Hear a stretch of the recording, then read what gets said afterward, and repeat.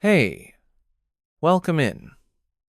Tonight, we're unraveling one of the most whispered legends in church history, the story of Pope Joan, a woman said to have worn the papal crown in secret, disguised among cardinals and cloaked in robes not meant for her. It's a tale the Vatican has long denied, dismissed as folklore. Yet the silence around it feels deafening, because sometimes what's left out of the records speaks louder than what's written. This isn't just about a myth. It's about power, fear, and the thin veil between faith and control. So before we begin, take a moment to like and subscribe, but only if you truly enjoy these quiet, strange journeys into the past. And tell me in the comments where you're watching from and what time it is for you right now. I always love knowing where in the world these stories are softly landing. Dim the lights. Let the hum of the evening settle around you. And let's begin. It begins, as many forbidden histories do, not with a fact, but with a whisper. Somewhere between the 8th and 9th centuries, a story emerged that would unsettle the foundations of Catholic memory for over 1,000 years. It tells of a woman who disguised herself as a man, entered the church, ascended through its ranks, and eventually sat upon the throne of St. Peter as Pope. Her name, according to later legend, was Joan. She was said to have ruled for a brief time, either in the mid-9th century or in the years following Pope Leo IV's death in 855. What followed, if the tale is to be believed, is a deception of epic scale. Pope Joan reigned undiscovered until a moment of crisis. According to the most famous version of the tale, she gave birth in the middle of a procession, exposing the truth and triggering shock across the city of Rome. The church, so the legend goes, erased her name from the records, denied her existence, and in doing so, left behind one of the most controversial mysteries in religious history. For centuries, this story was included in chronicles, whispered by monks, and even referenced in papal ceremony. And yet today, the Vatican insists she was never real. The question remains, was Pope Joan a myth, a metaphor, or a truth too dangerous to record? The earliest known written account of Pope Joan appears in the Chronica Universalis Metensis, compiled by Jean de Mailly, a Dominican friar around the 1250s. This places the emergence of the story nearly 4 centuries after Joan supposedly reigned. In Jean's version, the female pope was never named, but her tale already carried the core elements of disguise, papal ascent, and eventual exposure through childbirth. Shortly after, the chronicler Martin of Opava, also known as Martinus Polonus, wrote a more detailed version in his Chronicon Pontificum et Imperatorum around 1278. Here, the woman is given the name John Anglicus, said to be of English origin but born in Mainz. She disguised herself as a man and excelled in scholarship, entering the clergy and rising through the ecclesiastical hierarchy until she was eventually elected pope. Martin's account adds the now infamous detail that her gender was revealed when she gave birth during a papal procession between the Colosseum and the Church of St. Clement. That detail would later cement the legend in popular imagination. Importantly, Martin was a papal notary and secretary to several popes, including Urban IV and Clement IV. His position gave him proximity to Vatican affairs, yet the Church never censured his chronicle at the time.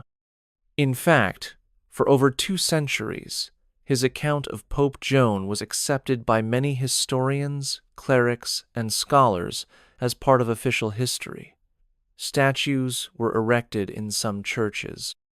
Lists of popes written during the late Middle Ages sometimes included her, subtly marked with notes of controversy or omission.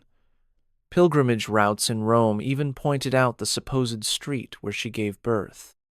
It was only during the Council of Trent in the 16th century, when the Church was under mounting pressure from the Reformation, that references to Joan were systematically removed. This effort to rewrite memory only deepened the suspicion that her story was more than mere fable.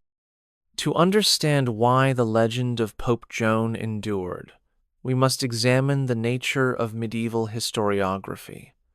The Middle Ages were not a time of strict separation between myth and history. Chroniclers often blended oral tradition, local lore, and ecclesiastical records into sweeping narratives that reflected not just what happened, but what people believed had happened or feared might.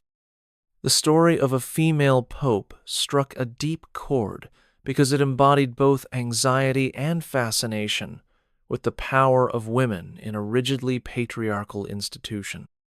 In some versions of the tale, Joan was not a villain but a brilliant scholar, praised for her intellect and virtue. In others, she was a cautionary figure, punished for ambition and deceit. Her fate, public humiliation and death, either by stoning or by natural causes, shortly after childbirth varied across sources, but the emotional force of the story remained the same.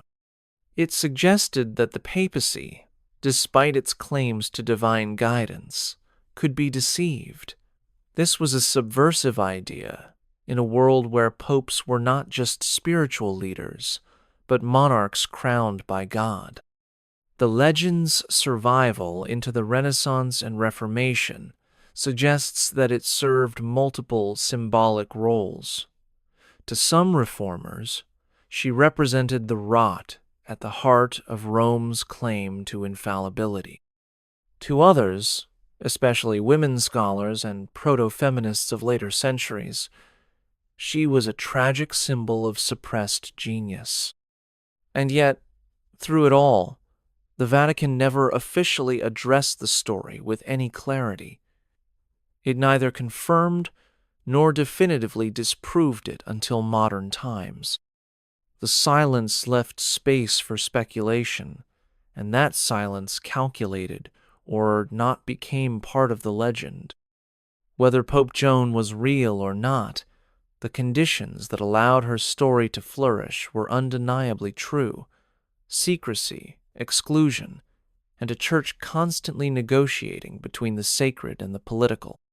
One of the most curious elements supporting the plausibility of Pope Joan's existence lies in the gaps and anomalies in the official papal records during the 9th century. Between the death of Pope Leo IV in July 855 and the beginning of Benedict III's pontificate later that year, there is a brief historical uncertainty.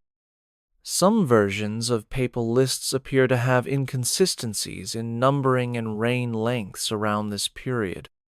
The Liber Pontificalis, the official book of papal biographies, is notably vague regarding this particular transition. Later editions omit any mention of Pope Joan, but earlier manuscripts display what some historians have called suspicious omissions or overwritten entries. While this is not definitive proof, it has led researchers to suspect that some form of revision took place during or after this time. The Church maintains that there was no female pope and that Benedict III followed Leo IV directly without interruption. However, the Church also acknowledges that papal succession records prior to the 11th century were often irregular, inconsistent, and subject to the political tensions of the day. During the 9th century, Rome was politically unstable. The papacy was influenced heavily by aristocratic Roman families, and access to power was often won through allegiance, wealth, or intrigue, rather than purely spiritual merit. In that chaos, a well-educated individual, particularly one connected to a noble house or backed by powerful patrons, could plausibly ascend the ranks of the Church more easily than in later, more centralized eras. If Joan existed, she would have had to be extremely intelligent, strategic, and fluent in Latin and theology. The lack of definitive evidence in the Vatican archives might not disprove her, but instead reflect the success of a centuries-long effort to obscure the truth. After all, institutions rarely record their own embarrassment. They erase it. By the time the Renaissance arrived, the legend of Pope Joan had become so embedded in European consciousness that it was treated by many not as scandal but as accepted history. Writers such as Petrarch, Boccaccio, and even Protestant reformers like John Huss referred to her story in their works without hesitation. In Germany, engraved playing cards depicted her image. In France, poets mocked the papacy by invoking her name. In Rome, a specific alleyway known during the late medieval period as the Vicus Papici, or Street of the Papists, was believed by locals to be the very place where Joan's secret was exposed.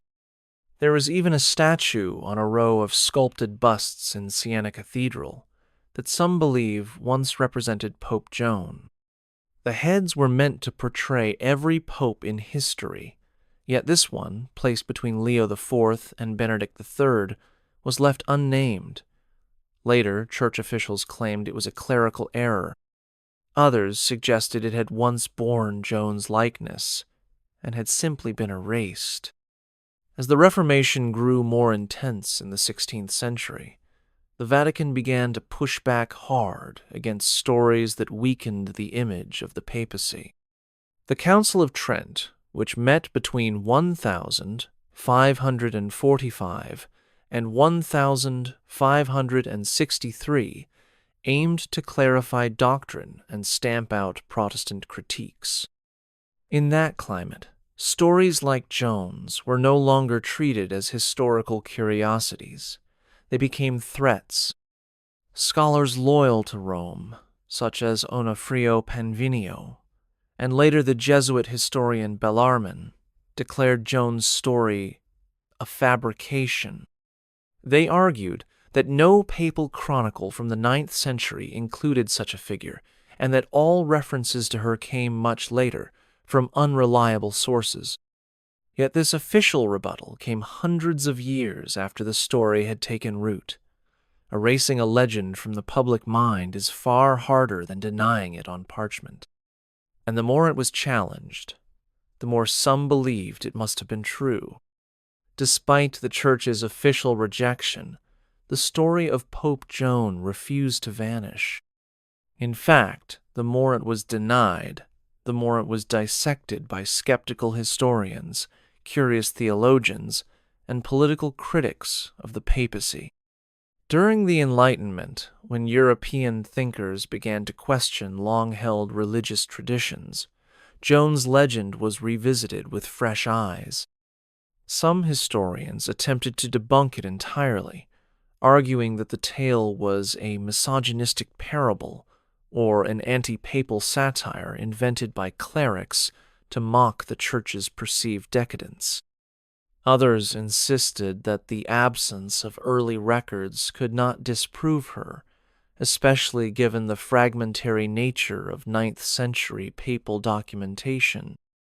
In the 18th and 19th centuries, as historical scholarship became more rigorous, Pope Joan became the subject of serious academic inquiry. Scholars like David Blondel in the 17th century argued convincingly that the story was a myth, citing the lack of contemporary evidence.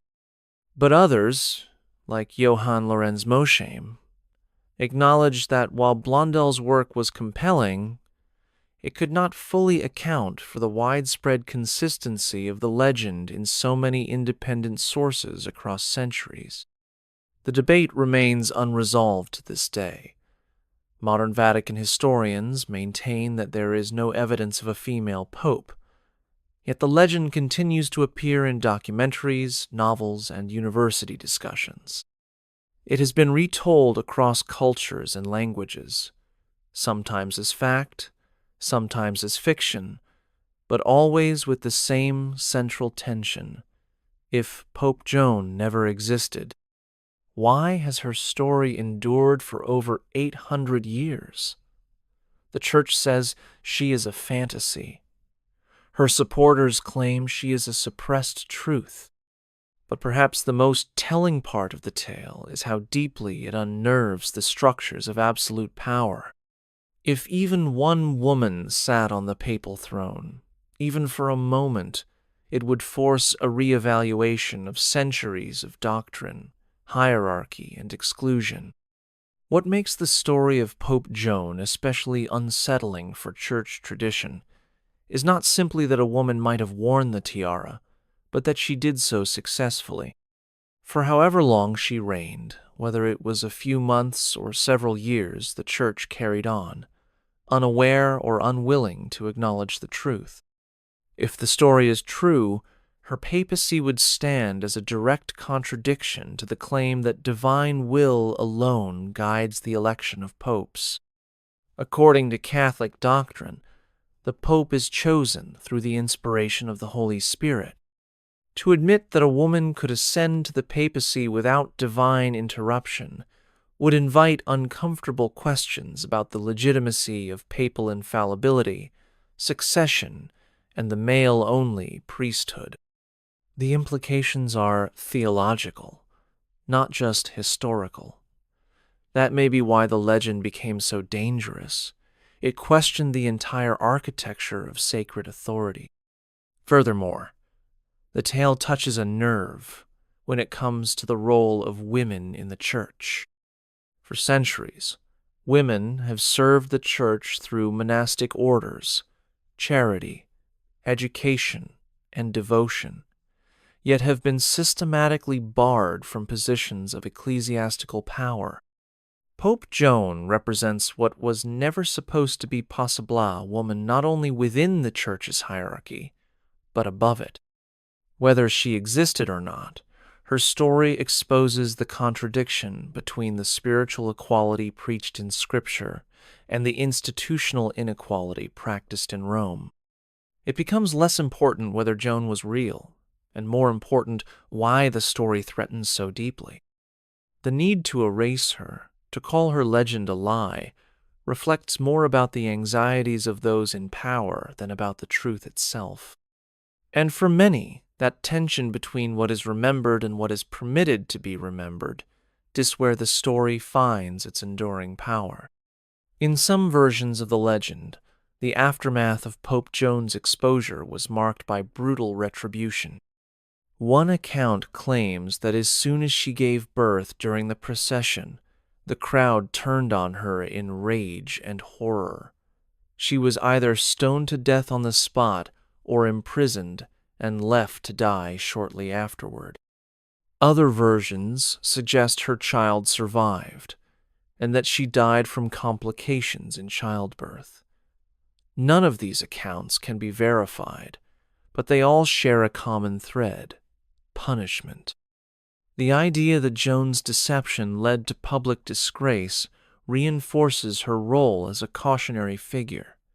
Her fate, whether death or erasure, served as a warning against overstepping ordained roles. And yet, even as the Church moved to distance itself from the tale, certain traditions seem to echo her legacy in curious ways. For centuries, it was rumored that during papal coronation ceremonies, the chosen pope was required to sit on a peculiar chair with a hole in the seat known as the sedia stercoraria. A designated cleric would then verify the new pope's male anatomy by reaching beneath the chair and declaring, "He is a man." Though no official record confirms this practice, numerous historians and travelers have documented references to it as late as the Renaissance. the chairs in question do exist. 2 are preserved in the Vatican museums, their exact function now claimed to be symbolic or misunderstood. But the persistence of such a ritual, however, veiled suggests that for a time the Church took the possibility of a female pope seriously enough to codify prevention into its most sacred rites. Whether or not Pope Joan reigned, something about her story left a mark deep enough to influence ceremony, architecture, and collective fear. Sometimes the shape of a legend is carved not in words, but in silence and stone. The sedia stercoraria, the so-called verification chair, stands as one of the most peculiar artifacts in the long history of the papacy. Carved from marble, with an opening in its center, it is unlike any other ceremonial throne used in ecclesiastical tradition. While modern scholars often dismiss the idea that it was used to confirm a pope's gender, the fact remains that multiple early references to the chair describe it in precisely this way. In the 12th century, the Byzantine historian Joannes de Cinemus alluded to a peculiar Roman custom involving the physical verification of the new pontiff. Even the philosopher Voltaire, writing in the 18th century, described the chair as an embarrassing relic of church history. Though the Vatican today insists the sedia stercoraria was likely a Roman birthing stool repurposed into a symbolic seat of humility, its unusual presence among papal artifacts raises more questions than it answers. The very notion that gender verification would be necessary implies a moment in time when fear of deception had a foothold in church ritual. If such a precaution was indeed practiced, it would be an admission unspoken yet powerful that a mistake had once occurred. Whether that mistake was Joan or another undocumented case, we may never know. But the echoes of anxiety linger. The Church rarely discusses the chair today, and it has long since vanished from use in papal conclaves. Still, for centuries, its presence was accepted without irony by clerics and pilgrims alike. In that acceptance, we find an odd testament to the staying power of the Pope Joan legend. Even if it was born of fiction, it shaped the architecture and ceremonies of the world's most powerful religious institution. The truth of her existence may remain buried, but the evidence of her influence is carved in cold, enduring stone. If Pope Joan's story is a fabrication, it is a remarkably persistent one. From medieval manuscripts to cathedral sculptures, from whispers in Roman alleyways to serious historical treatises, her name has echoed across the centuries, with an authority often reserved for confirmed saints or emperors.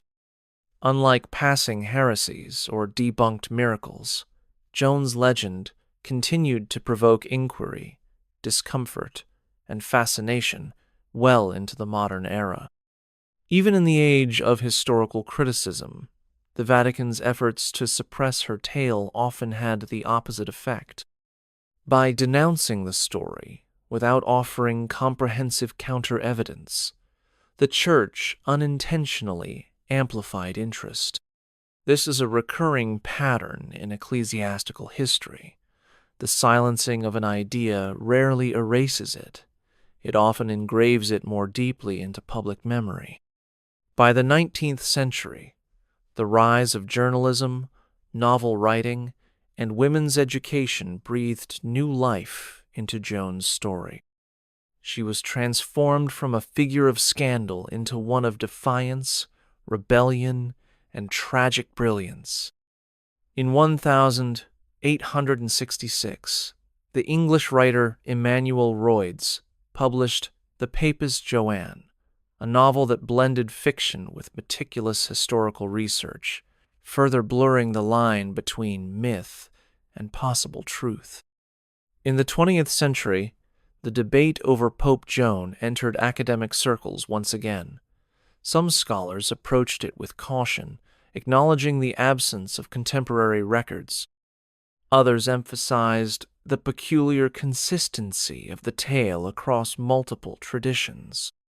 Today, her name is invoked as both a challenge to the historical narrative and a mirror reflecting the fears of an institution built on gender exclusivity. Whether she existed as a flesh-and-blood woman or a powerful metaphor for suppressed potential, Pope Joan has never disappeared. She lingers in the shadow of every closed archive, in the unspoken pauses between papal names, and in the uneasy silence that follows a question no one in authority is willing to answer directly. The modern Church, when pressed, maintains a firm stance. Pope Joan never existed. Vatican scholars argue that the earliest accounts are unreliable, written centuries after her supposed reign, and lack support from contemporary sources. The papal registers, they say, are intact. The succession is unbroken. And yet, for all the confidence in this official version, the story's survival through centuries of censorship raises questions that cannot be so easily dismissed. Why did so many chroniclersmen of the cloth, writing within monastic libraries under the watchful gaze of their bishops, preserve her story at all? Why would Martin of Opava, a man trusted by popes and tasked with recording history, choose to include her if he believed it a lie? Apologists claim he merely copied a rumor. But then why did the Church allow the chronicle to circulate for hundreds of years without correction? The answer may lie in how the Church once tolerated certain legends, even contradictory ones, when they served a purpose. Medieval Christianity was not always a tightly defined orthodoxy. It was a constellation of local beliefs, folk traditions, and uneven records. A scandalous story might survive because it reinforced a moral, or because no one had the authority or reason to stamp it out.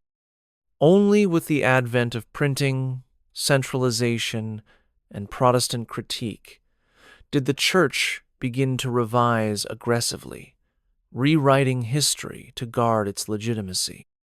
Joan's story, once allowed to echo through abbeys and universities, became a liability. Her name was erased, her statue possibly chiseled away, and her caitiff she had won buried under centuries of silence. Yet despite this, she remains in the cultural bloodstream, because what she represents, a question that cannot be answered cleanly still, threatens systems built on certainty. And in every place where the Church has offered certainty, Pope Joan continues to be the whisper that follows behind. One of the most compelling reasons Pope Joan's story continues to trouble the Church lies in the simplicity of its premise. It doesn't require magic, miracles, or heresy. It only requires one possibility: that the system failed. That, in a moment of historical instability or turmoil, poor record-keeping, and nepotism, a woman of exceptional intelligence and disguise, managed to ascend the most male-dominated office in the Western world. In a time before fingerprint records or strict identity verification, this scenario is not as implausible as it might seem. 9th century Rome was not a fortress of clarity. The papacy was subject to violent power struggles, often between noble families, and bishops were chosen through backroom deals and local influence more than transparent merit. Joan's fictional success may have resonated precisely because it felt believable in that world. In fact, what makes her tale so enduring is not that she reigned undetected, but that she did so competently.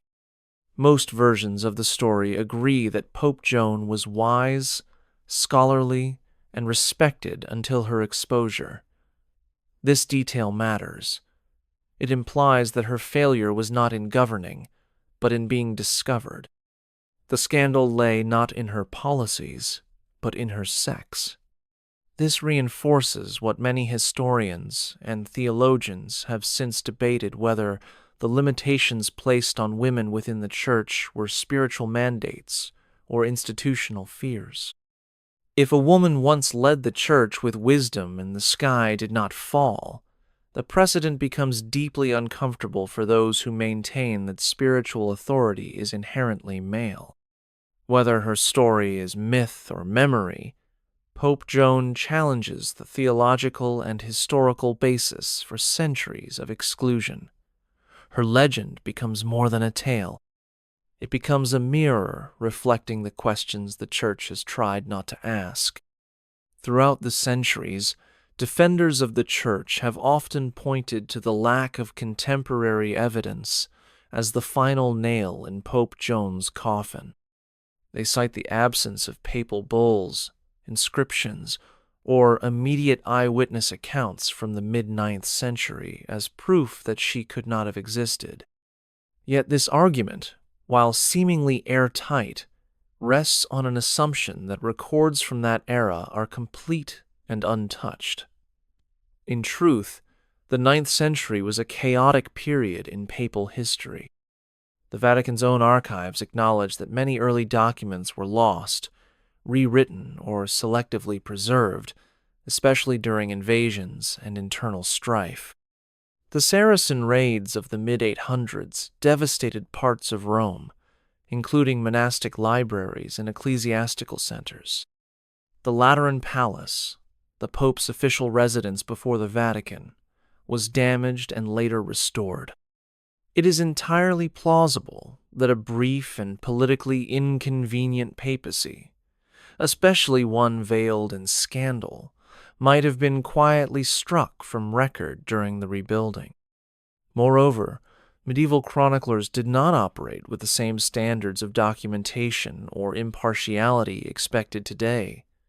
Their writings were often shaped by political allegiance, theological bias, or local legend. If Joan's story began as a rumor or oral account, it could have circulated quietly for generations before being written down. By the time it reached the pens of Jean de Maille or Martinus Polonus, it may have already hardened into a cautionary tale. But the question remains, why does this story, among all others, persist? Why is this the legend that endured while countless others faded into the dust of forgotten manuscripts? Perhaps because it speaks to a timeless tension within the Church, the conflict between ideal and reality, between the purity of faith and the fallibility of those who lead it. Pope Joan, real or not, exposes that fault line, and the deeper one looks into the cracks of history, the more her shadow seems to lengthen. In modern times, the figure of Pope Joan has undergone a transformation, no longer confined to the margins of medieval chronicles or whispered legends. She has become a symbol of resistance, of forbidden knowledge, and of the complex relationship between history and authority.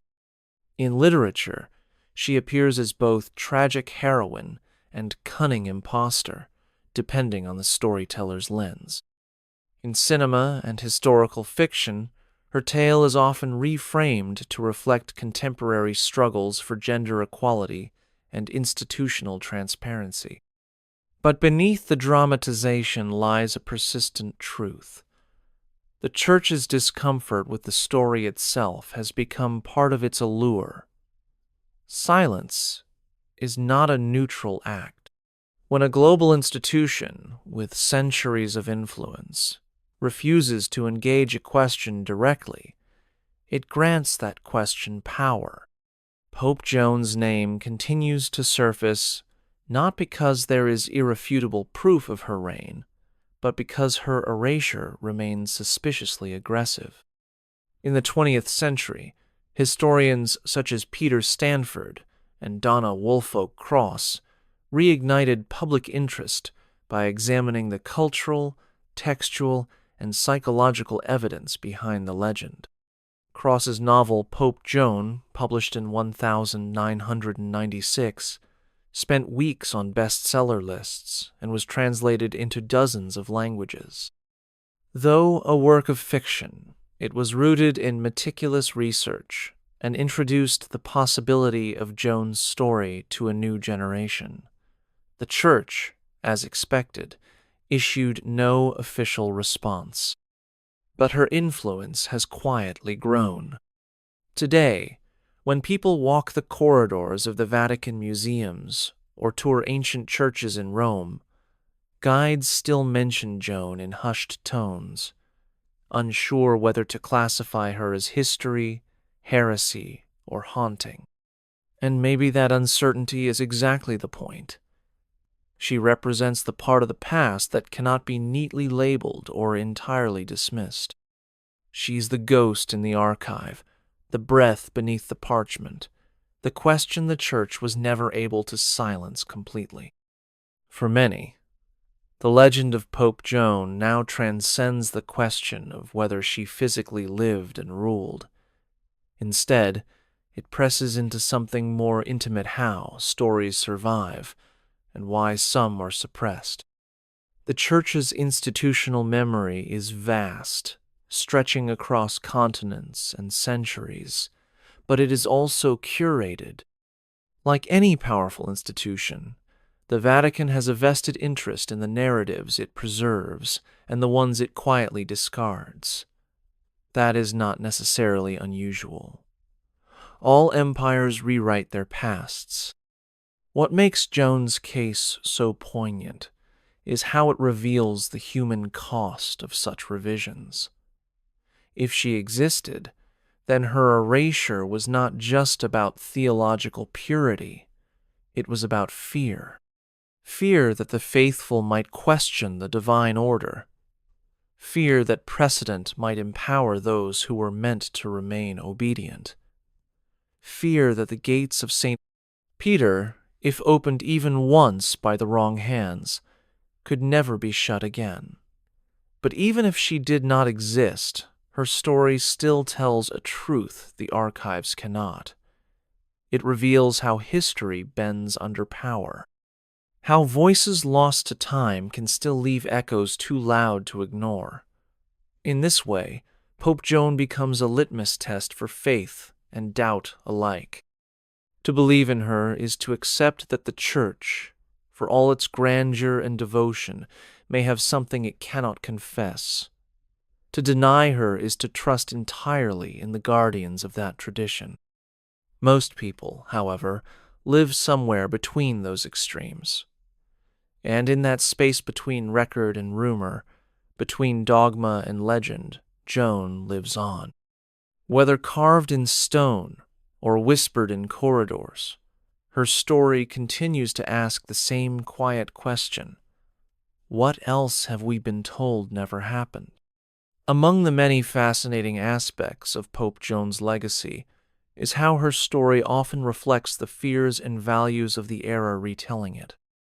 In the late Middle Ages, she was a cautionary symbol of inversion order undone, a world turned upside down by a woman occupying a man's place. During the Reformation, she was wielded as a weapon by Protestant critics, who saw her as evidence of papal fallibility and corruption. In the Enlightenment, she became a metaphor for reason and the exposure of institutional superstition. And in more recent decades, she has emerged as a feminist icona reminder of how brilliance can flourish even within systems built to exclude it. Each version of her story, from cloistered scribes to modern authors, says more about the age than the woman herself, and perhaps that is why her tale endures. Because even if Joan never lived, the possibility that she could have is enough to compel. In an institution that has for centuries insisted on the permanence and sanctity of male clerical leadership, the idea that a woman could ascend to its highest point, whether by deceit, merit, or miracles, profoundly disruptive. And yet, for all its potential to shake foundations, the story never seeks destruction. Pope Joan's legend is not one of conquest. It is one of curiosity, learning, and quiet rebellion. Her supposed papacy was not marked by tyranny or scandal until the moment of discovery. That detail, consistent across versions, is its own kind of protest. It suggests that what was feared was not her failure, but her success. The idea that she could rule competently was more dangerous than any heresy. And that, perhaps, is the reason the story was buried so deeply. Not because she disgraced the office, but because she dignified it.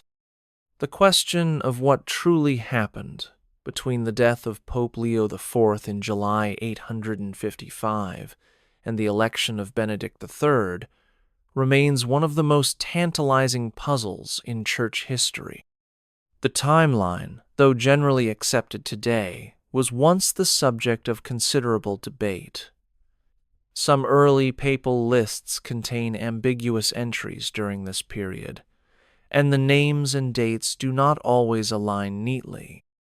Benedict III's election was also marked by political tension.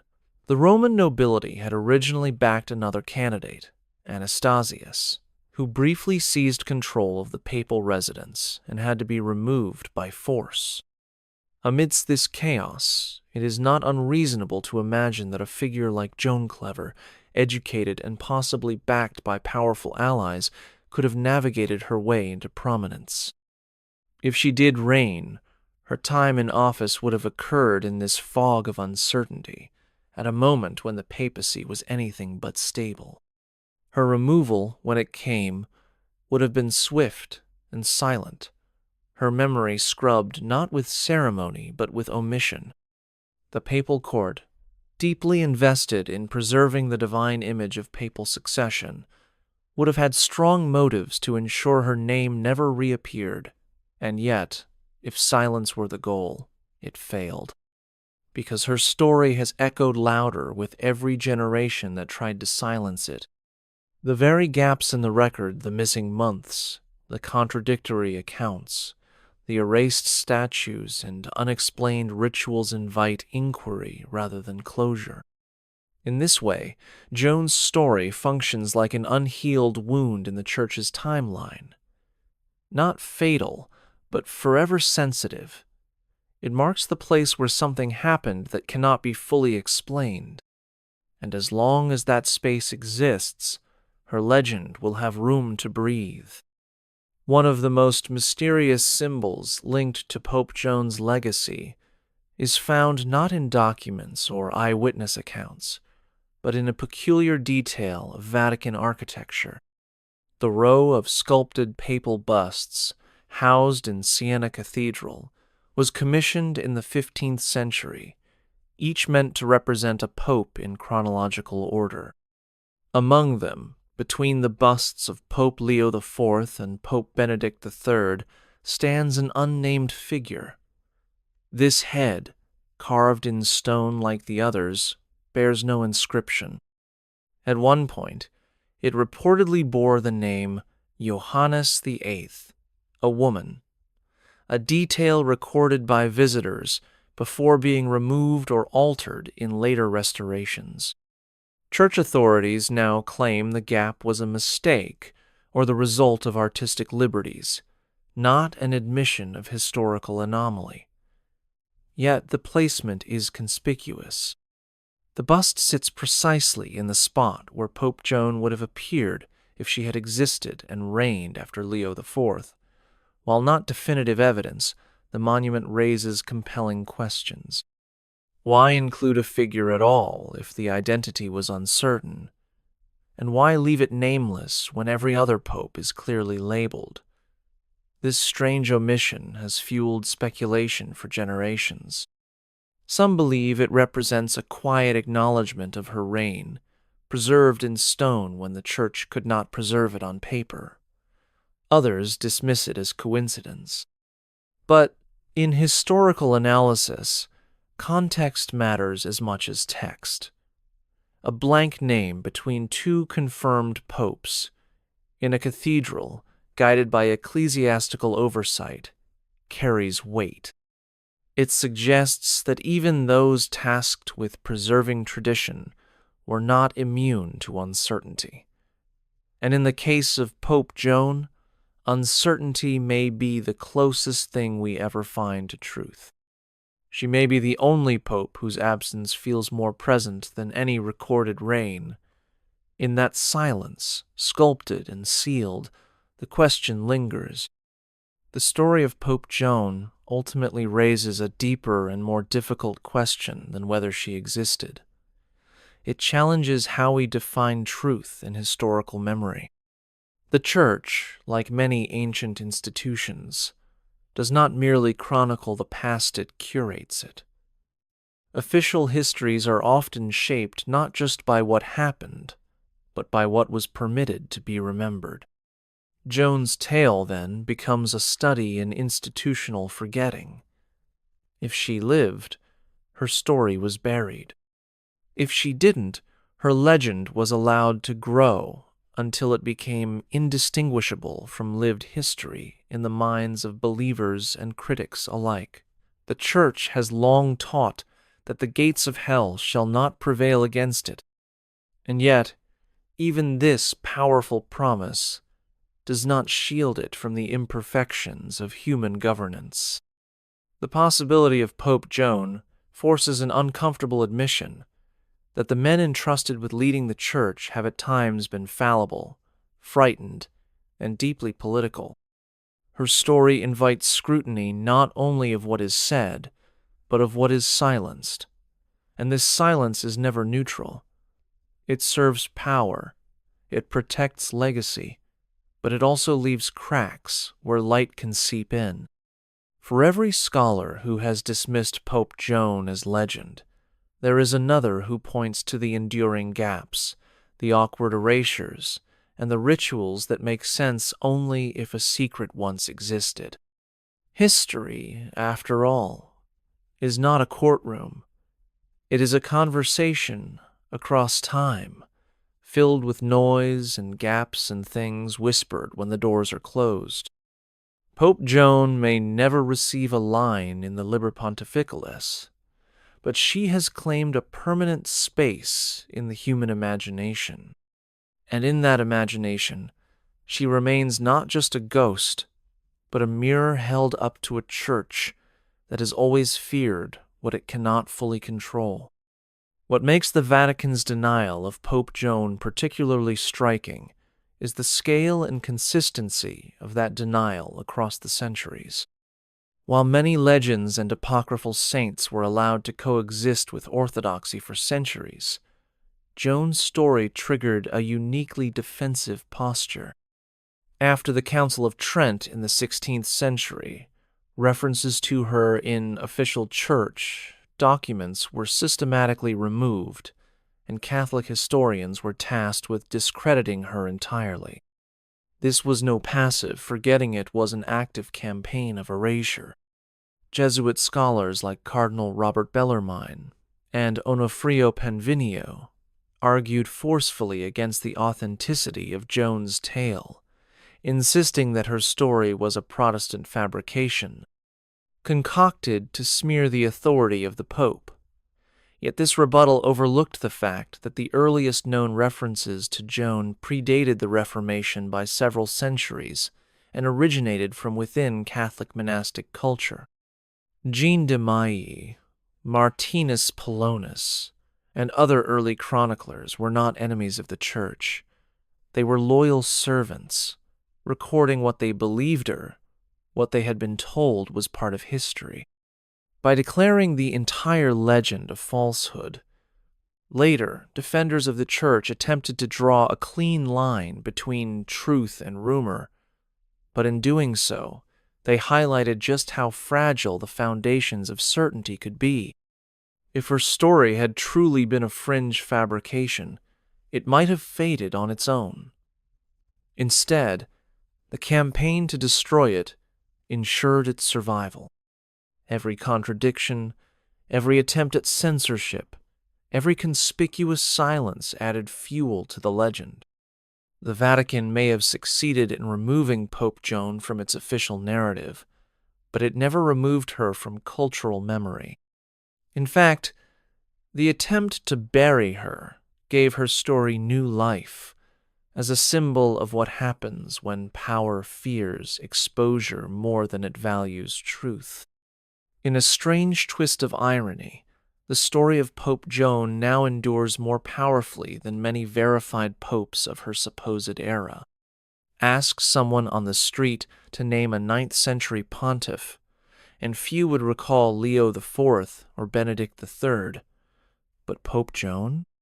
Her name lives on in novels, films, university lectures, and whispered church tours.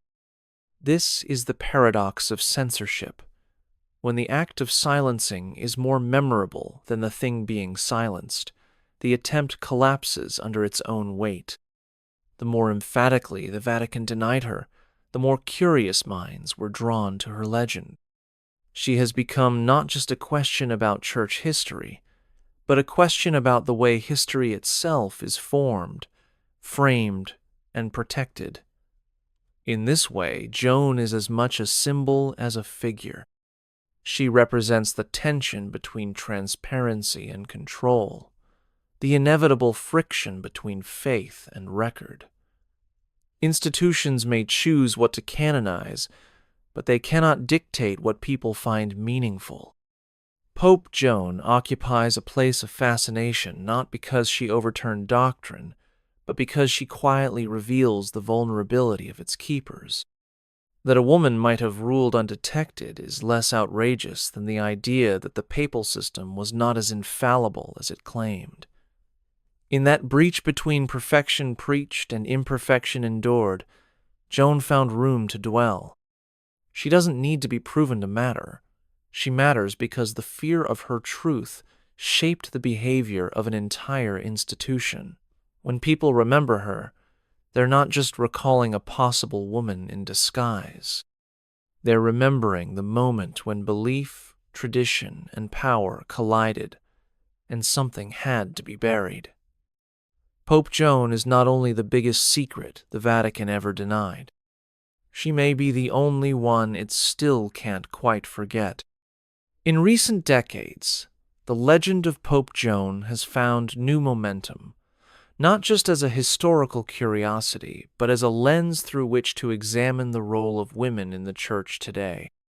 While official Catholic doctrine continues to exclude women from the priesthood, citing tradition and theological interpretation, Joan's story presents an unspoken challenge to that position.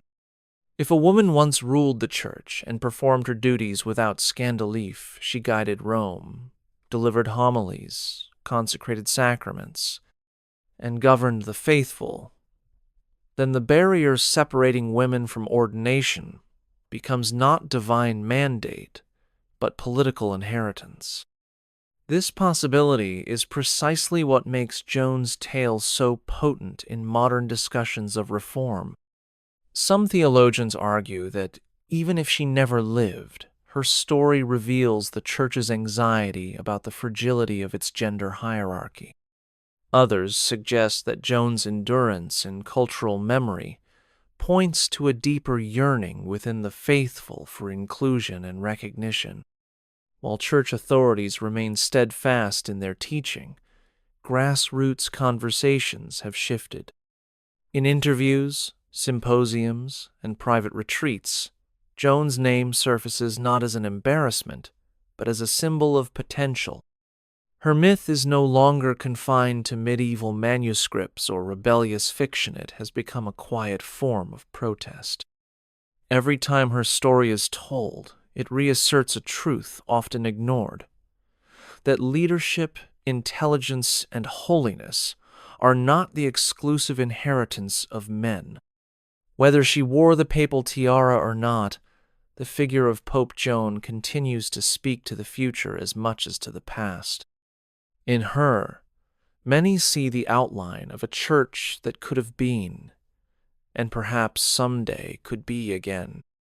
That vision, fragile and forbidden, is part of what keeps her story alive despite every effort to erase it.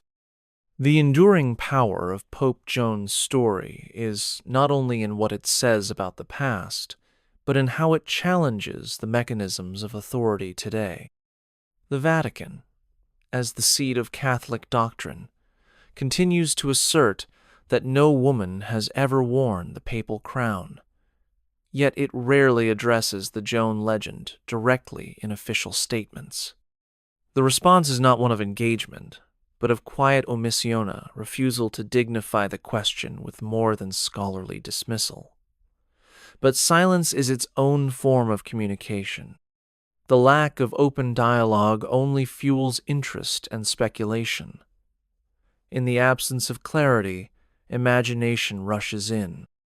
And what people imagine is not just a woman on the papal throne, but what that moment would have meant for theology, for justice, and for the very idea of divine authority. The Church's unwillingness to confront Joan's story head-on reveals an old truth. That power is most vulnerable when it pretends it cannot be questioned. The legend persists precisely because it remains unanswered. It is not easily debunked because it was never fully acknowledged. Historians can weigh evidence, examine timelines, and analyze manuscripts, but in the end, the truth about Pope Joan may not lie in a document or an artifact. It may lie in the way institutions guard their memory. The act of erasing, of denying, of rewriting these are clues. They are the fingerprints left behind after the body is gone. And Joan's legend is covered in them. She may never have walked the Vatican corridors in flesh, but her shadow continues to cross them. In the quiet refusal to speak her name, in the uncomfortable pauses during church tours, in the nervous laughter that follows the question, "Was there ever a woman pope?" her presence endures. And sometimes, silence tells the story better than any record ever could. If Pope Joan had existed, her life would have been marked not only by brilliance and secrecy, but by constant danger. To survive in the clerical world of the early Middle Ages required more than theological knowledge. It required political cunning, the ability to maneuver through factional rivalries, and the charisma to win over the Roman clergy. The fact that the story paints her as having done all this successfully, only to be undone by the exposure of her body, reveals how gender more than doctrine deafened eligibility for leadership. In most versions of the legend, she is not overthrown for her teachings or political failures, but because she gave birth during a public procession. That moment, the culmination of concealment, competence, and biological inevitability, becomes the dramatic collapse of the illusion. It is a medieval morality tale, wrapped in the bones of a biography. But what makes it resonate is how believable it feels. The setting is plausible. The path is plausible. The fall is painfully human, and therein lies the power of the narrative. Whether Joan existed or not, her downfall echoes the fate of countless real women whose influence has been negated not by lack of ability, but by exposure, by being seen in the wrong light at the wrong time, in a world that was never meant to recognize them. Pope Joan's tale is larger than a singular figure. It reflects the broader pattern of how patriarchal systems preserve themselves, not through better ideas, but through the elimination of perceived threats. A single woman in power could be rationalized. A pattern of women in power, however, would demand a theological reckoning. And so, if Joan lived, she had to be removed. And if she didn't, The fear that she could have lived was enough to ensure her legend would always walk just behind the official history, close enough to feel real, far enough to be denied.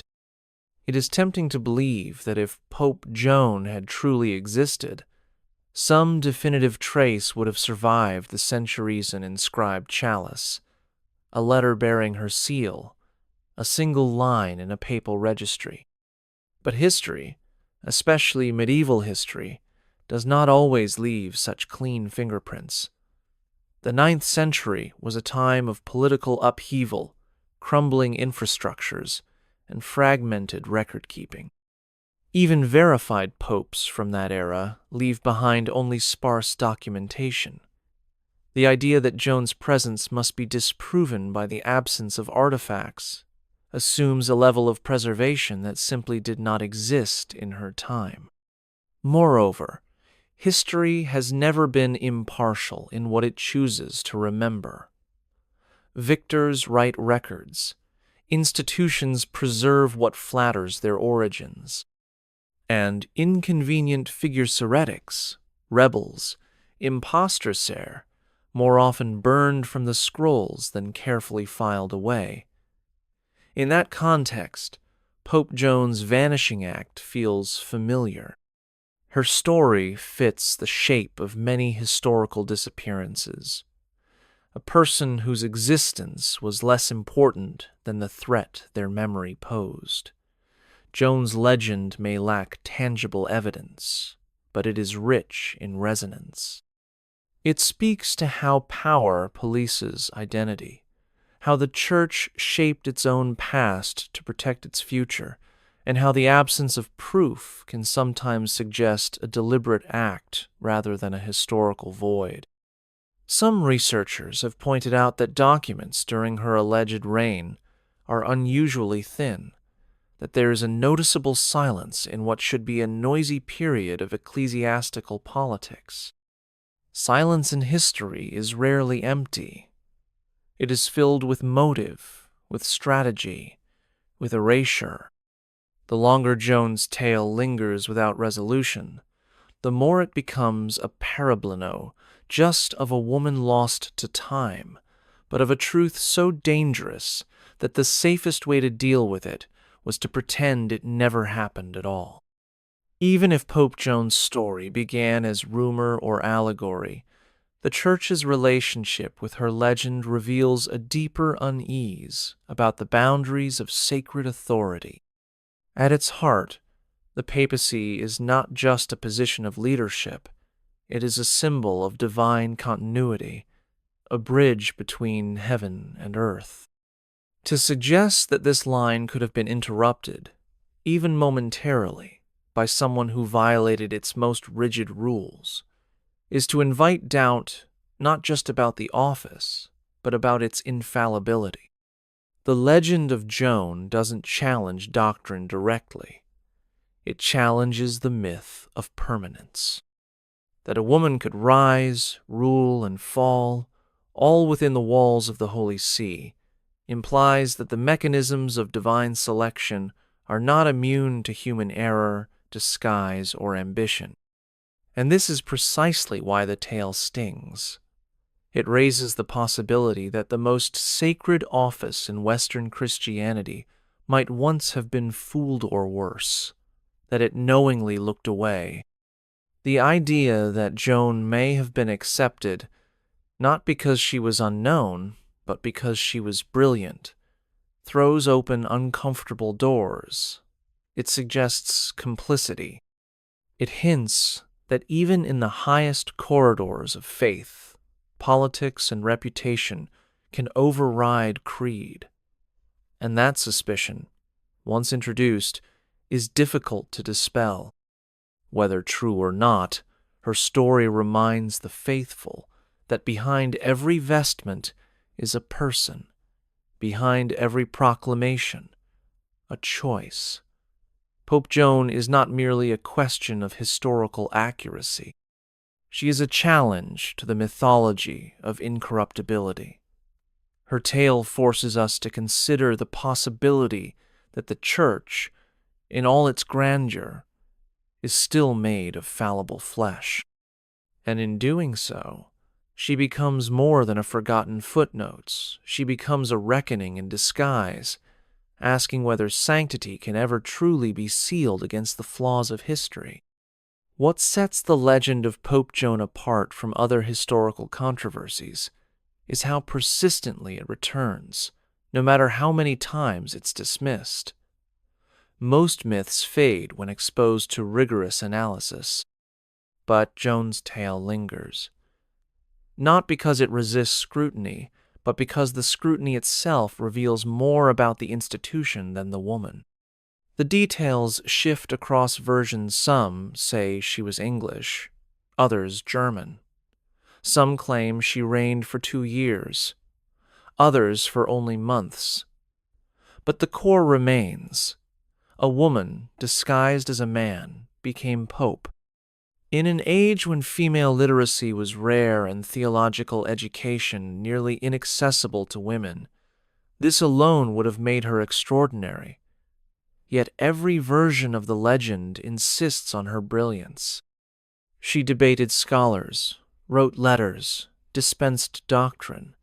Even in her exposure, the story frames her not as malicious, but as tragic undone, not by ambition, but by biology. And herein lies the quiet indictment. If Joan had failed as pope, the story would have served as a warning. But because she succeeded until the moment she was revealed, her existence, real or fictional, becomes an argument against exclusion. She becomes a question that cannot be buried. If she was able, if she led well, then what was the real sin? That she was a woman, or that she proved the Church could be led by one? That is the unease the Vatican has never fully answered. And it's why, in every age of reform, her name resurfaces. Not just as a curiosity, but as a reminder that those once erased have a way of returning when the world is ready to see them again.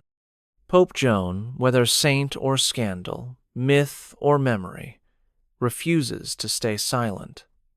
Her voice rises from the spaces between history's lines, asking not to be believingly to be considered. For centuries, artists and storytellers have kept the memory of Pope Joan alive in ways that scholars and clergy could not. Her image has been painted into the margins of illuminated manuscripts, whispered into medieval romances, and woven into theatrical plays across Europe. Often, her story was told with irony or satire, casting her as both a marvel and a warning. But behind the humor was something enduring in unease with certainty, a suspicion that the divine order might not be as untouchable as it seemed. In the 16th century, as printing presses multiplied and literacy expanded, Joan's story was reprinted widely, often alongside other moral legends and miracles. The Church responded with stern correction, removing her from papal lists and urging censorship. But the presses did not stop. Protestant writers seized upon her tale to mock the infallibility of Rome. Catholics countered with rebuttals, and yet neither side could make her vanish.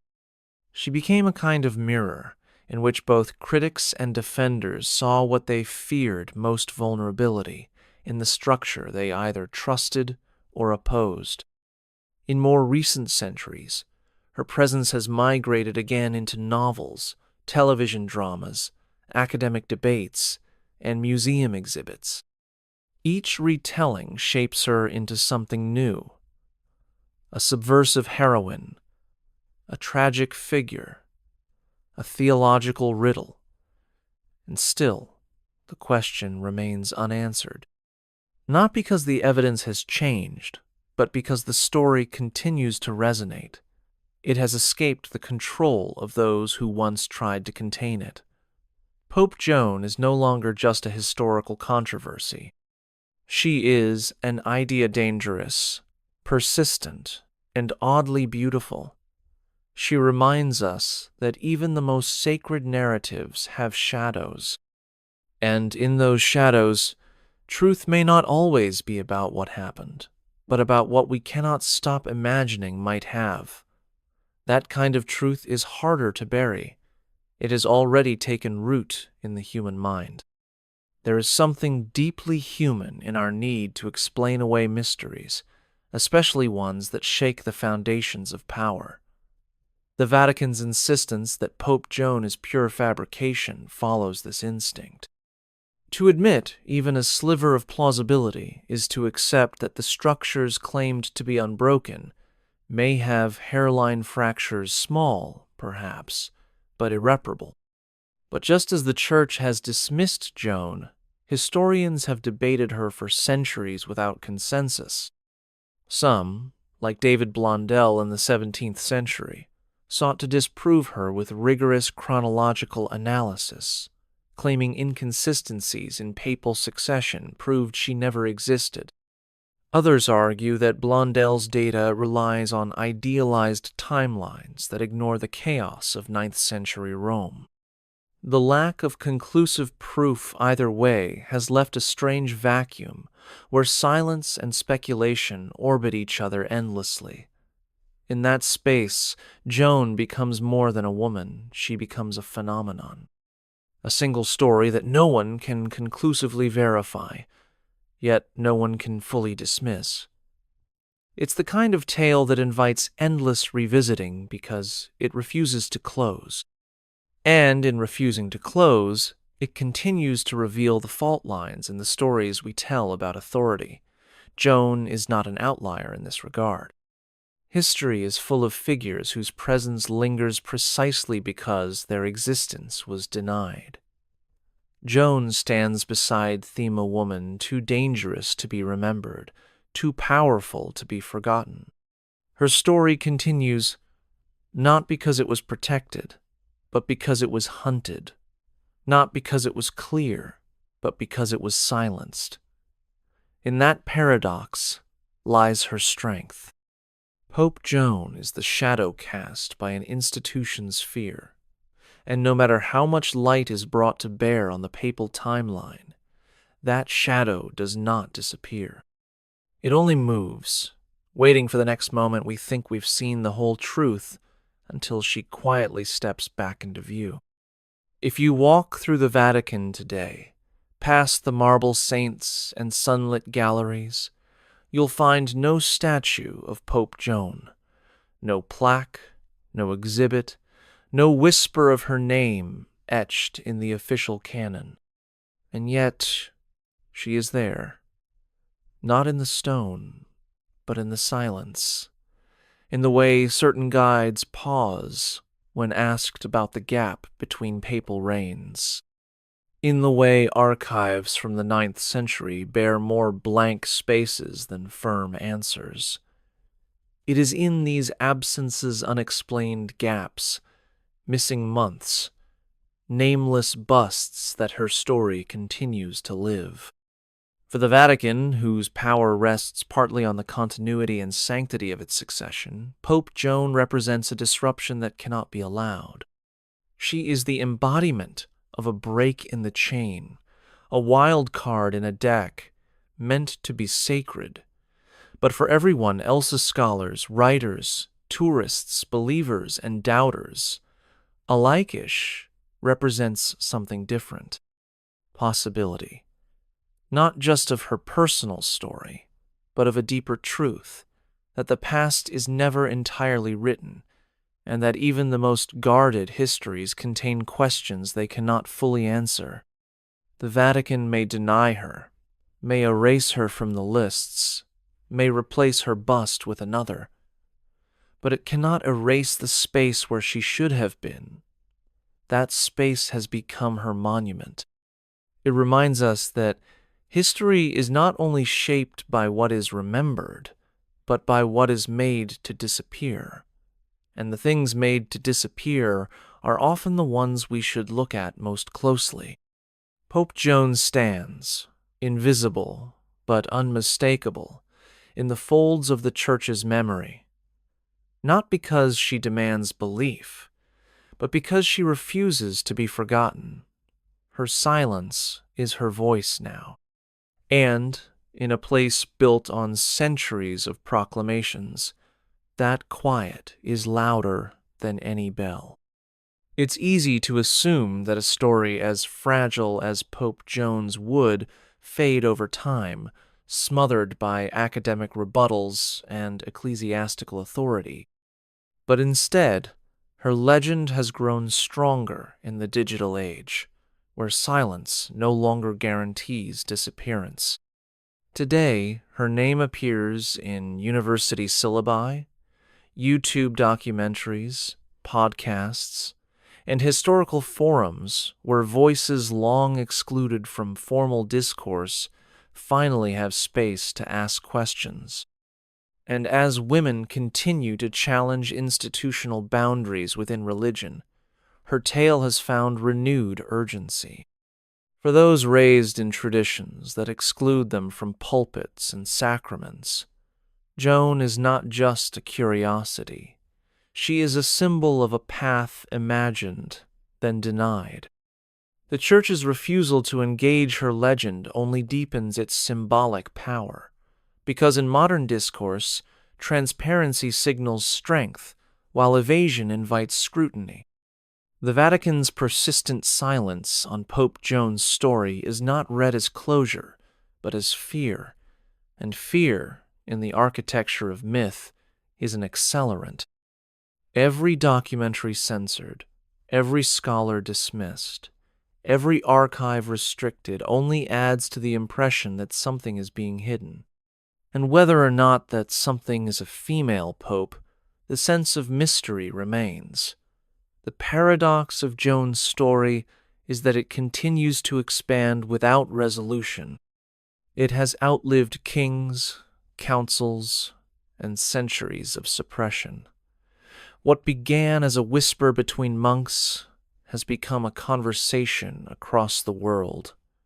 And in that conversation, her story transforms.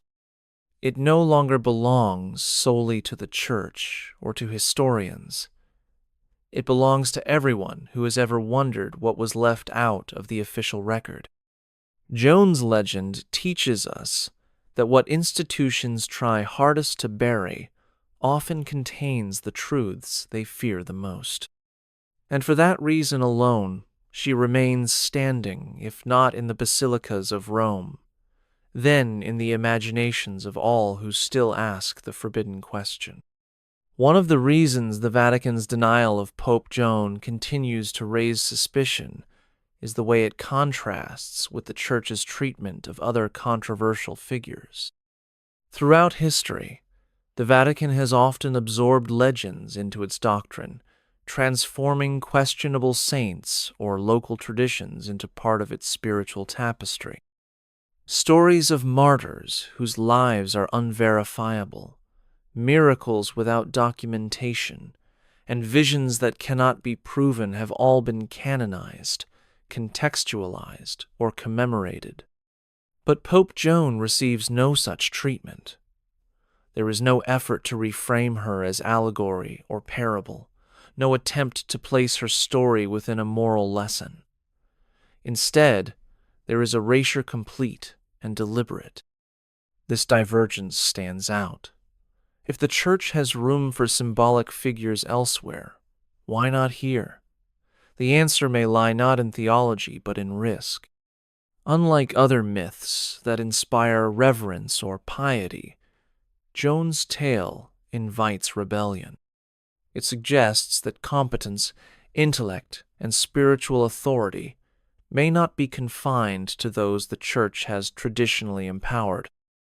It implies that someone outside the sanctioned hierarchy, not only a woman, but a disguised one, could ascend to the highest religious throne and perform her role successfully. That implication strikes too close to the roots of ecclesiastical legitimacy. Because if she could do it, even once, it means the lines drawn to exclude others were never divine. They were human, fragile, and enforced by fear. Joan's erasure, then, is not about disbelief. It is about containment. And as long as her story stirs questions in the minds of the faithful, it cannot be contained. She is not a challenge to faith itself, but to the monopoly on who gets to represent it. And in that challenge, she stands quietly behind the most guarded doors of the Vatican still, denied, but never defeated. Within the corridors of Vatican history, there are countless figures who once loomed large, only to fade into obscurity. Forgotten popes, rival anti-popes, bishops whose names appear only once in passing. But Pope Joan is different. She refuses to vanish, not because she left clear records behind, but because her absence itself demands attention. Every attempt to scrub her from the narrative only reinforces the impression that there was something worth hiding. It is this tension between visibility and erasure that gives her legend such longevity. In an age when digital archives, artificial intelligence, and mass literacy allow the public to engage directly with historical sources, gatekeeping narratives has become harder. The Vatican can no longer rely on silence to maintain control. Instead, it finds itself shadowed by a story that survived centuries of suppression and continues to stir imaginations across the world. And though defenders of church orthodoxy still insist on her fictional nature, they rarely address why her name continues to surface with such persistence. Because Joan is not merely a story about the past. She is a litmus test for how institutions respond to discomfort. Her legend exposes how power reacts when confronted with an alternative history, one that implies the world might have been different and better if other voices had been heard. And so she remains suspended in a strange kind of historical purgatory, not confirmed, not disproved, but present nonetheless. Present in the questions that won't go away, in the blank spots between papal reigns, in the invisible contours of Vatican memory. She is not an answer. She is a refusal to stop asking. And that refusal is what keeps her alive not in marble, but in the minds of those who still wonder what secrets lie beneath the stories we're told to accept. The Church's dilemma with Pope Joan is not simply whether she existed, but what her story reveals about the power of narrative itself. For nearly 2 millennia, the Vatican has curated its history as carefully as it has its theology-polishing saints, smoothing over scandals and presenting continuity as sacred proof of divine will. Yet Joan's tale, whether fact or fiction, lingers like an inkblot on that immaculate scroll. It suggests that truth in history is not always found in the brightest tapestries, but in the shadows they were designed to hide. Her legend forces a confrontation not with doctrine, but with control, with the very human tendency to bury what cannot be explained. That she was written out of official lists is not surprising. What is surprising is how that deletion created a void so compelling that centuries of scholars, skeptics, and believers have tried to fill it. The emptiness left behind by Joan's absence has become more provocative than her inclusion ever would have been. It is not the story itself that endures, but the reasons we were told to forget it. In this way, Joan represents more than just a moment of historical ambiguity. She is a prism through which we can examine how institutions maintain power not through violence alone, but through silence. Through the selective act of remembering, through the careful decision of who is worthy of memory and who is not. The Vatican's denial of Pope Joan is not a rejection of her as a person. It is a rejection of what her story implies, that the veil between the sacred and the forbidden is thinner than we think, and that sometimes, behind the veil, we may find a face we were never supposed to see, but one we cannot unsee once we have. To those who seek certainty in history, Pope Joan is a frustrating figure. She is a mosaic of fragments, never whole, never still. Chroniclers contradict each other. Gaps in the papal registry remain unexplained. The silence of official Vatican documents is met by the noise of centuries of speculation. It is easy to dismiss her as legend, a convenient morality tale, or an anti-Catholic fabrication. But the deeper one looks, the more the legend begins to resemble something more complex, convergence of fact, fear, and suppressed possibility. It is not simply that Joan might have lived. It is that her story was told so often, in so many places, by people who believed in it. These were not all enemies of the Church. Many were clerics, monks, and scholars, those who lived inside the system and yet passed the story along. That doesn't prove it was true, but it suggests that the story spoke to something real, even if distorted. In medieval Europe, where women were barred from authority, Joan's tale became a kind of rupturian interruption of what was considered natural. That interruption is what gives the legend such power, because it shows that even in a world designed to keep certain people silent, those silences sometimes break, and when they do, the resulting stories are not easily put back in their place.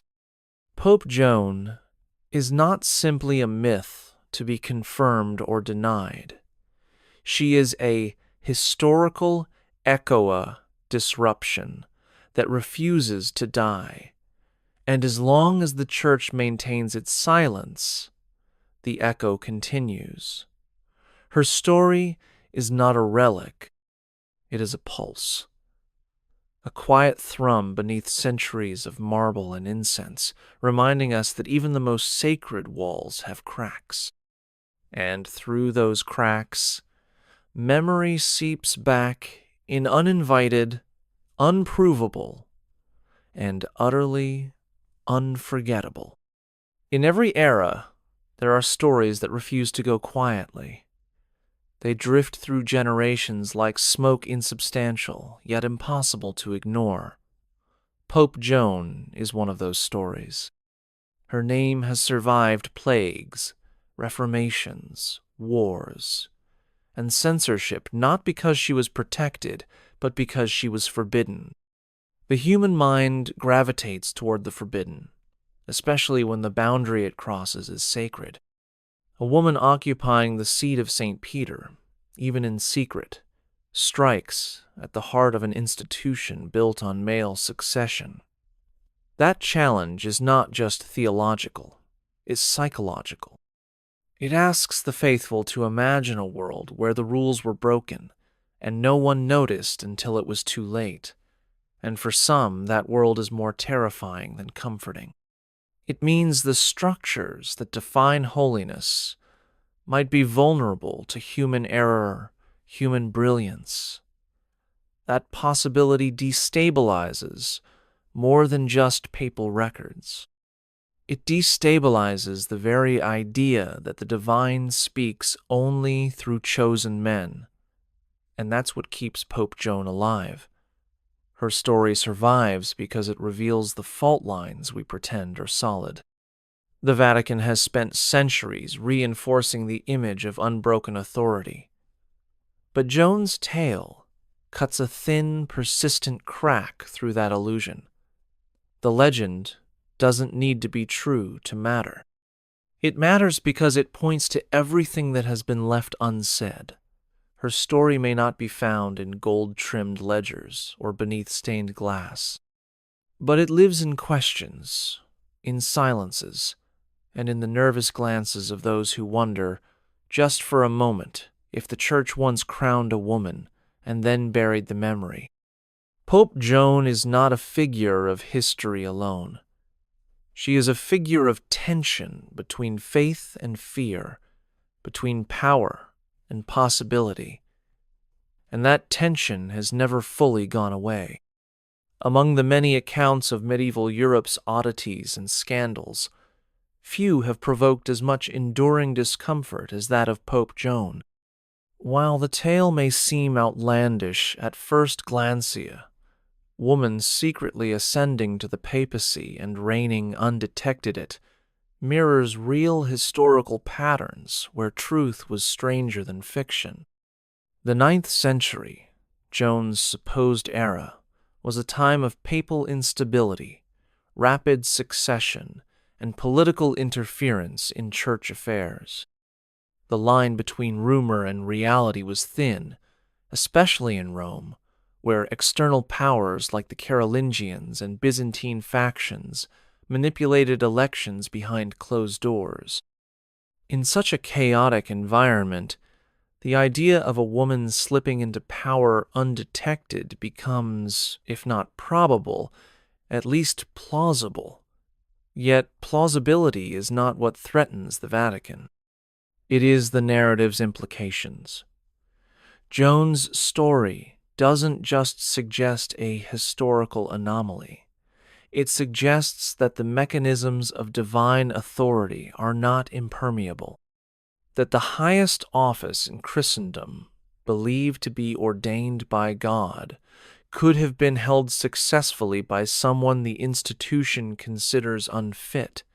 That's not just a crack in the foundation. It's a collapse of exclusivity. And this, more than chronology or documentation, explains the urgency of the Church's rejection. The Vatican can admit to corrupt popes, warmongering bishops, and political scheming. It has weathered far worse truths, but a woman pope strikes at the root of ecclesiastical gender hierarchy. It renders every exclusion suspect, and it offers a dangerous precedent that reformers can point to, even now. Whether Joan existed in flesh or only in fear, her legend holds more than curiosity, it holds consequence. That's why her name was carved out of registries, why statues were swapped, and why even now the subject is met with discomfort. Her story is not a closed case. It is an open wound the Church has yet to heal. If the legend of Pope Joan were truly a fiction, one might expect it to have died in the dust of old libraries, tucked away beside tales of dragons and miracle relics. But it didn't. Instead, it followed a strange path crossing borders, languages, and centuries until it became a permanent thorn in the Church's side. What keeps the story alive is not a singular text or a well-preserved tomb, but the emotional and cultural resonance it carries. For many, especially women within the Church, Pope Joan represents a whispered hope that the structures of exclusion might not be as impenetrable as they seem, that for one brief, blinding moment, someone broke through, not in protest, not in bloodshed, but in disguise, intellect, and devotion. It is a legend that haunts the Vatican not because it is credible in a forensic sense, but because it reflects a longing, the desire to see ability recognized regardless of gender. That longing still lives today, in pews and seminaries, in discussions about women deacons, in protests for ordination. Joan's legend has become part of that larger conversation, even if the Church won't acknowledge her. That refusal to engage does more than distance the institution from the tale. It cements the story's relevance, because the most dangerous stories are never those with proof. They are the ones with persistence.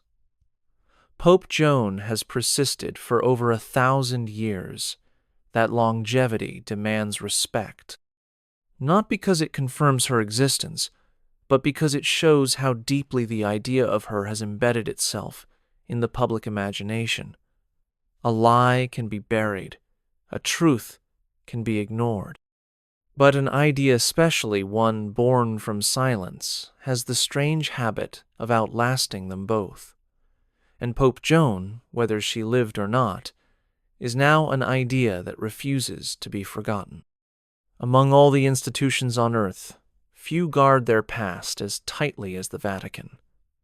It is a city of keys carved into stone, painted on ceilings, gripped in the hands of saints.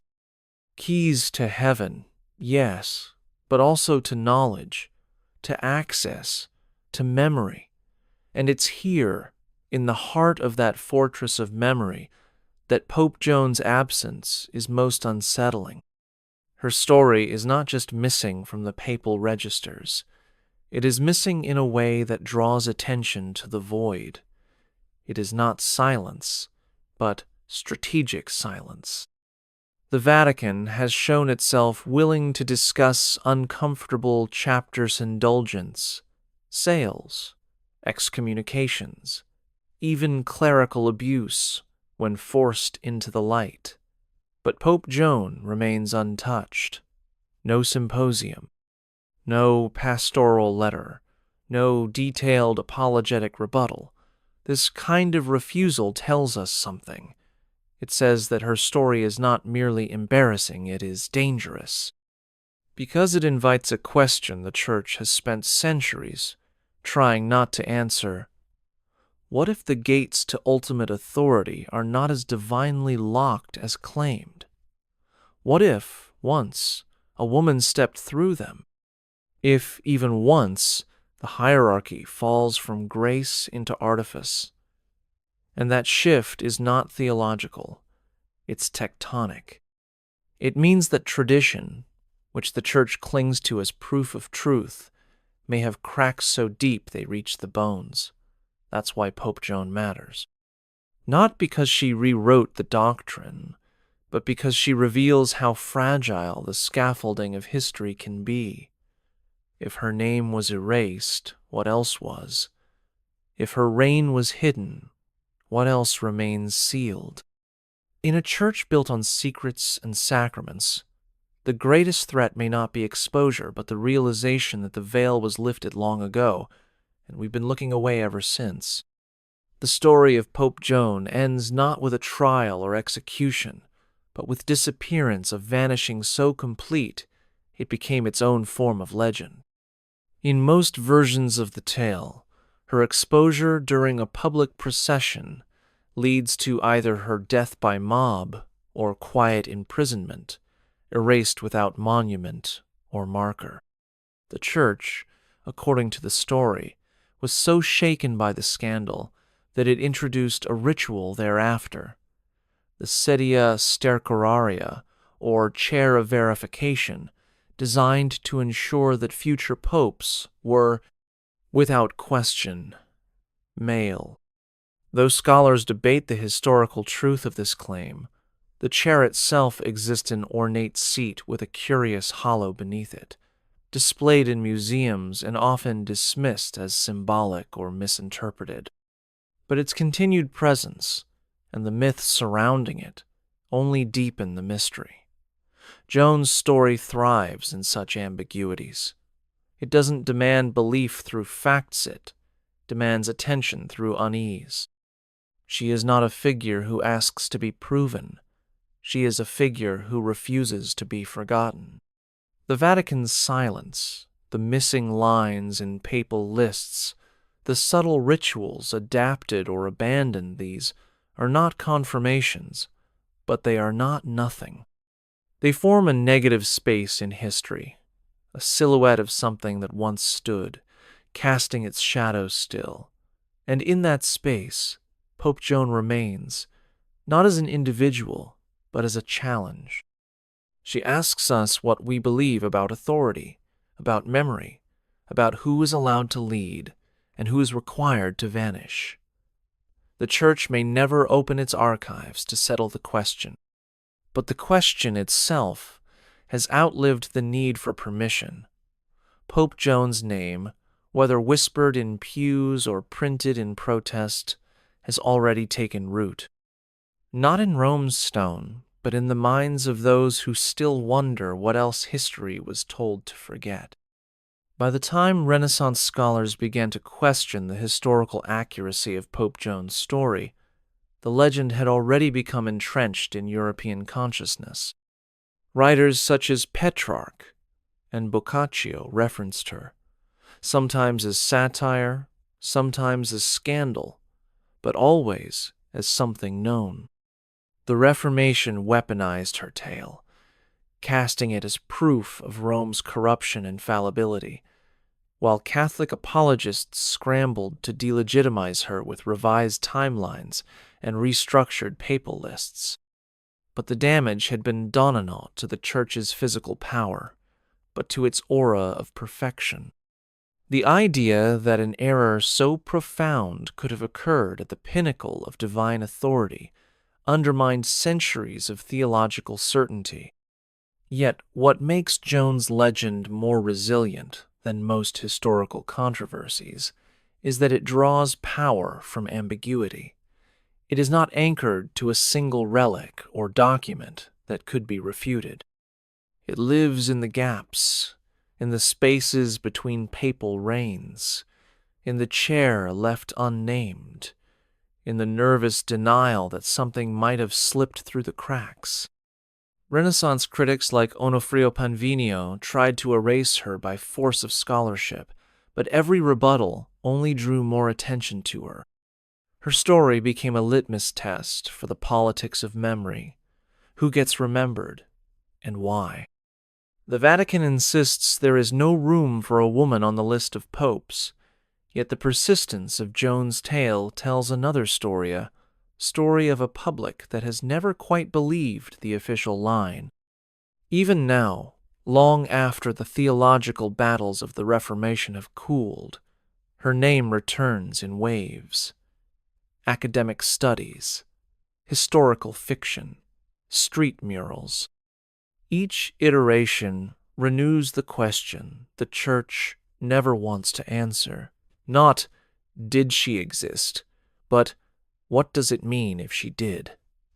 And as long as that question echoes through time, Pope Joan is never truly gone. The survival of Pope Joan's legend into the modern age is not merely the result of stubborn rumor. It is a mirror reflecting the evolution of power, gender, and truth across time. In the 20th and 21st centuries, as women have pushed against long-standing ecclesiastical boundaries, Joan has reemerged as more than a curiosity. She has become a symbol, not just for feminists or theologians, but for anyone questioning how history is constructed and who gets written out of it. In universities, she is studied not only as a potential historical figure, but as a case study in institutional memory and selective forgetting. In fiction, she is resurrected as a heroine brilliant, devout, and tragic. In pop culture, her image flickers between saint and rebel. And in every case, the same underlying question rises. Why does her story persist when the institution most implicated by it refuses to speak? That refusal, paradoxically, amplifies her voice. In a world flooded with information, silence is not neutral, it is strategic. The Vatican's continued avoidance of the topic only sharpens public curiosity. Joan is now part of a broader reckoning, one that examines the stories people have been told to accept versus the truths they've long suspected. She stands as a cautionary reminder that history is not an unbroken chain, but a web-knotted, patched, and sometimes deliberately torn. When we trace the missing threads, we find more than gaps. We find the hands that pulled them loose. Pope Joan may never be confirmed by papal decree, but her survival outside those walls is its own kind of testimony. It suggests that what matters in the end is not whether a woman once ruled in disguise, but why the idea of it still makes the Church tremble. As modern researchers dig into medieval chronicles with fresh eyes and better tools, the legend of Pope Joan finds itself at the intersection of old questions and new methods. Digital access to manuscripts, forensic linguistics, and re-examinations of timelines have not erased her. In fact, they've complicated the matter further. Some scholars note unusual gaps in the Liber Pontificalis, the ancient book of papal biographies. Others point to mentions of unnamed popes or suspiciously brief reigns that align with the timeline Joan supposedly occupied. While none of this serves as definitive proof, it's enough to keep the embers glowing. But beyond the data points and manuscript studies lies a more profound realization. Joan's story survives not because we lack answers, but because the questions it raises continue to matter. Each new tool we use to probe history is also a tool for confronting power, and Pope Joan's tale is ultimately about power, not just the power to rule, but the power to exclude. If she existed, she ruled competently enough to escape detection for years. If she didn't, her story still reveals what people feared or hoped was possible. That fear and hope are what keep her name alive in the digital age. For every academic article denying her existence, there is a documentary or novel resurrecting her. The Vatican may remain immovable on the subject, but the world around it is shifting. In an era that increasingly values transparency, the refusal to address uncomfortable legacies only magnifies them. Pope Joan lives on in the spaces where those legacies are questioned, not as a relic or a martyr, but as a symbol of what might have been and what still could be if history were told with all its pages intact. She is the missing line that dares to be read aloud. There is a strange irony in the fact that Pope Joan, whether real or invented, may have become one of the most influential popes never officially acknowledged, not through decrees or councils, but through the sheer endurance of her myth. While her alleged reign left no confirmed encyclicals or papal bulls, it left something far more dangerous to institutional stability, a possibility, a seed of doubt that could not be plucked from the collective imagination. That possibility has proven more persistent than doctrine, because while popes may die and be replaced, ideas do not obey the same order. They migrate, they evolve. And Pope Joan's idea that a woman could not only ascend to the throne of Peter, but do so undetected and succeedes, become a lasting challenge to every patriarchal structure the Church insists is sacred. Even now, as calls for female ordination grow louder, her name lingers on the margins of every debate, not because she's needed as evidence, but because she embodies the exact fear those in power refuse to articulate. That exclusion was never about holiness, it was about control, and control is a fragile thing. Once broken, it cannot be restored with silence. The Vatican's refusal to even entertain a symbolic acknowledgement of her story tells us more than 1,000 pages of argument ever could. It tells us the institution is still afraid not of Joan herself, but of what her story awakens. That beneath centuries of liturgy and marble, there might lie a version of history where the divine was never bound by gender, and the sacred was never so tightly held. Pope Joan in the end, is not a threat because she changed the church. She is a threat because she shows that it could have been changed and might be again. Every generation that rediscovers Pope Joan does so with its own questions in mind. In the Renaissance, she was a scandal, a cautionary tale used to critique the excesses of the Church. In the Enlightenment, she became a curiosity of historical criticism, poked at by skeptics and scholars alike. Today, she stands at the crossroads of historical inquiry and cultural reckoning, not only as a disputed figure from the past, but as a reflection of everything the present still struggles to confront. Her story is no longer just about the papacy. It has grown to encompass broader questions of who is seen, who is silenced, and who controls the story.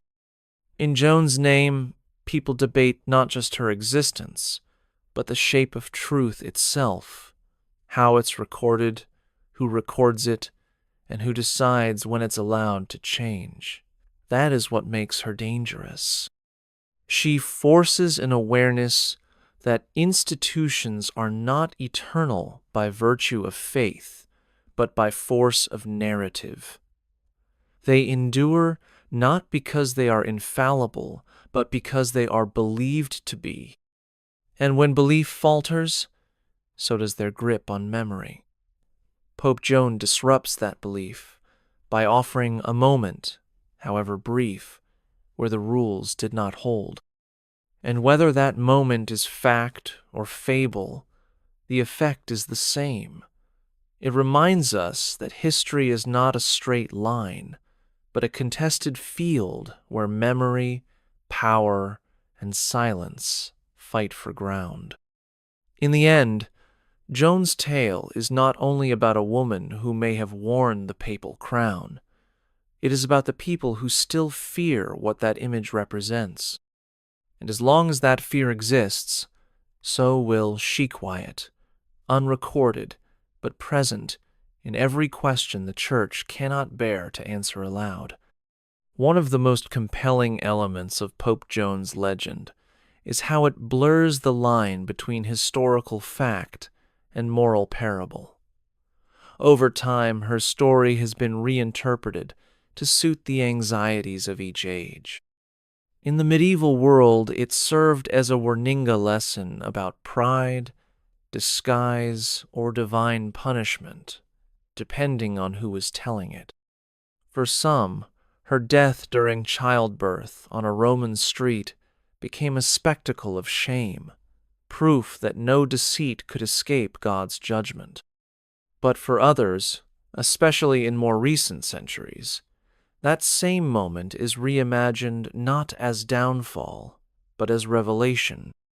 A woman who carried out her duties as pontiff with wisdom and composure, only to be undone by the very biology that disqualified her in the eyes of her peers. That duality between guilt and glory, punishment and perseverance, reflects a deeper truth. Joan has become whatever her audience most fears or needs her to be. That is the power of contested history. The more it is debated, the more it reflects us. We project onto her the struggles of our time, the fight for recognition, the exposure of systemic exclusion, the longing for an authority that listens instead of silences. She is no longer just a woman in disguise. She is a cipher, a mirror, a question carved in stone that no one can quite erase. And that question, could she have existed? And what would it mean if she did refuses to fade? Whether seen as sinner or saint, Pope Joan lingers because she was never allowed to settle. Her story exists in flux, and that very uncertainty has become her strength. She is the echo of what the world denied, and in that echo, we continue to hear not only her voice, but our own doubts and demands. By the time the printing press began to reshape Europe in the 15th century, The legend of Pope Joan had already spread far beyond Rome. Early printers seized on her story as both spectacle and subversion. She appeared in woodcuts, pamphlets, and collections of curiosities, her name placed alongside miracles, monsters, and misunderstood saints. But unlike many fables of the era, Joan's tale resisted confinement to the margins. She wasn't merely sensational, she was controversial. And controversy, in an age of censorship and doctrinal control, was currency. Reformers, especially during the Protestant Reformation, found in her legend a perfect symbol of papal hypocrisy. If the Catholic Church could mistakenly elevate a woman to the papacy, what else had it overlooked or obscured? What began as a whispered tale became a printed challenge, a weapon in the war of words between Rome and its critics. Yet this politicization did something remarkable. It preserved her. Joan's story was copied, debated, translated, and debated again, not because it was proven, but because it was useful. And in being useful, it was kept alive. Centuries later, as the Church consolidated power and worked to expunge legends that undermined its authority, Joan remained inconveniently present. The rise of critical scholarship didn't silence her. It reignited her mystery. And with each attempt to stamp her out, she re-emerged in new forms novels, operas, academic theses, even speculative films. She became an evolving symbol, a figure not frozen in time but reshaped by it, and each iteration kept her relevant. Because Joan doesn't just haunt history, she haunts the present's attempt to lock history down. She reminds us that stories with power survive, not because they are comfortable, but because they are unfinished. And her story, like the past it reflects, still refuses to close. In contemporary debates about gender and authority within the Catholic Church, Pope Joan's legend continues to resonate as a powerful symbol. While official doctrine remains clear that the papacy is reserved for men, the story of a woman who might have once held that office challenges the foundation of that claim. It raises uncomfortable questions about tradition, interpretation, and the often unspoken politics behind ecclesiastical decisions. For many, Joan's tale is more than historical curiosity. It is a call to reconsider what constitutes leadership and who is deemed worthy. Feminist theologians and reform advocates have embraced her story as an emblem of suppressed potential and institutional blindness. By imagining a woman who transcended barriers of education, gender, and culture to reach the Church's highest seat, they expose the gaps between doctrine and lived reality. Joan's legend invites believers and skeptics alike to reflect on how history is constructed and whose voices are heard or silenced. It serves as a reminder that the Church's narrative is not fixed but contested, shaped by power, fear, and hope. In that contested space, Joan's story thrives. Whether fact or myth, she represents a persistent challenge to the exclusivity of male clerical authority and a beacon for those who dream of a more inclusive future. The Vatican may continue to deny her existence, but the conversations her legend inspires are changing the Church's present, even if its official history remains silent. In the final analysis, the story of Pope Joan challenges us not simply to question the past, but to rethink how history itself is written. The Vatican's denials, the gaps in the records, and the enduring rumors invite us to see history not as a fixed sequence of events, but as a contested narrative shaped by those who hold power. Joan's tale reminds us that what is omitted from official chronicles is as telling as what is included. Whether she walked the halls of the Vatican or not, her legend reveals the fragility of institutional memory and the lengths to which those institutions will go to protect their authority. The true secret the Vatican denies may not be Joan's existence, but the implication that the Church's history is human, full of contradictions, silences, and surprises. This acknowledgement does not weaken faith, but enriches it, inviting believers to embrace complexity over certainty. Pope Joan remains a symbol of that complexity, a figure who defies easy answers and calls us to question whose stories are told and whose are buried. In the end, her greatest secret is not a hidden reign, but the enduring power of a story that refuses to be forgotten. And as long as people ask the question, was there ever a woman pope, that secret lives on, quietly challenging the boundaries of history, faith, and authority itself. The persistence of Pope Joan's story invites a deeper reflection on the complex interplay of legend, memory, and institutional authority within religious traditions, especially the Catholic Church. The Church, with its centuries-old archives, theological teachings, and carefully preserved rituals, undertakes the challenging task of maintaining a unified and coherent narrative that not only supports its spiritual mission, but also reinforces its legitimacy and continuity. This narrative, however, is continually tested by inconvenient truths and contested histories that threaten to unsettle the carefully constructed image of an infallible institution. Joan's legend, whether based in historical fact or born from folklore, illustrates vividly how stories become arenas where faith, history, and power collide and compete. Over the centuries, her tale has been variously embraced as cautionary, denied as heretical, and manipulated to serve political or ideological agendas.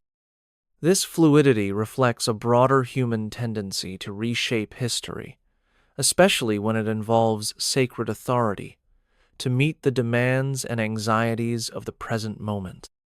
Joan remains an enigma to many faithful, symbolizing the uneasy coexistence of holiness and human fallibility within powerful institutions. Her story exposes the persistent tension between the Church's ideal of divine infallibility and the reality of its governance by flawed, fallible humans. In the midst of ongoing debates about women's roles in the Church, issues of ordination, leadership, and inclusion, Joan's shadow remains both a warning and an inspiration.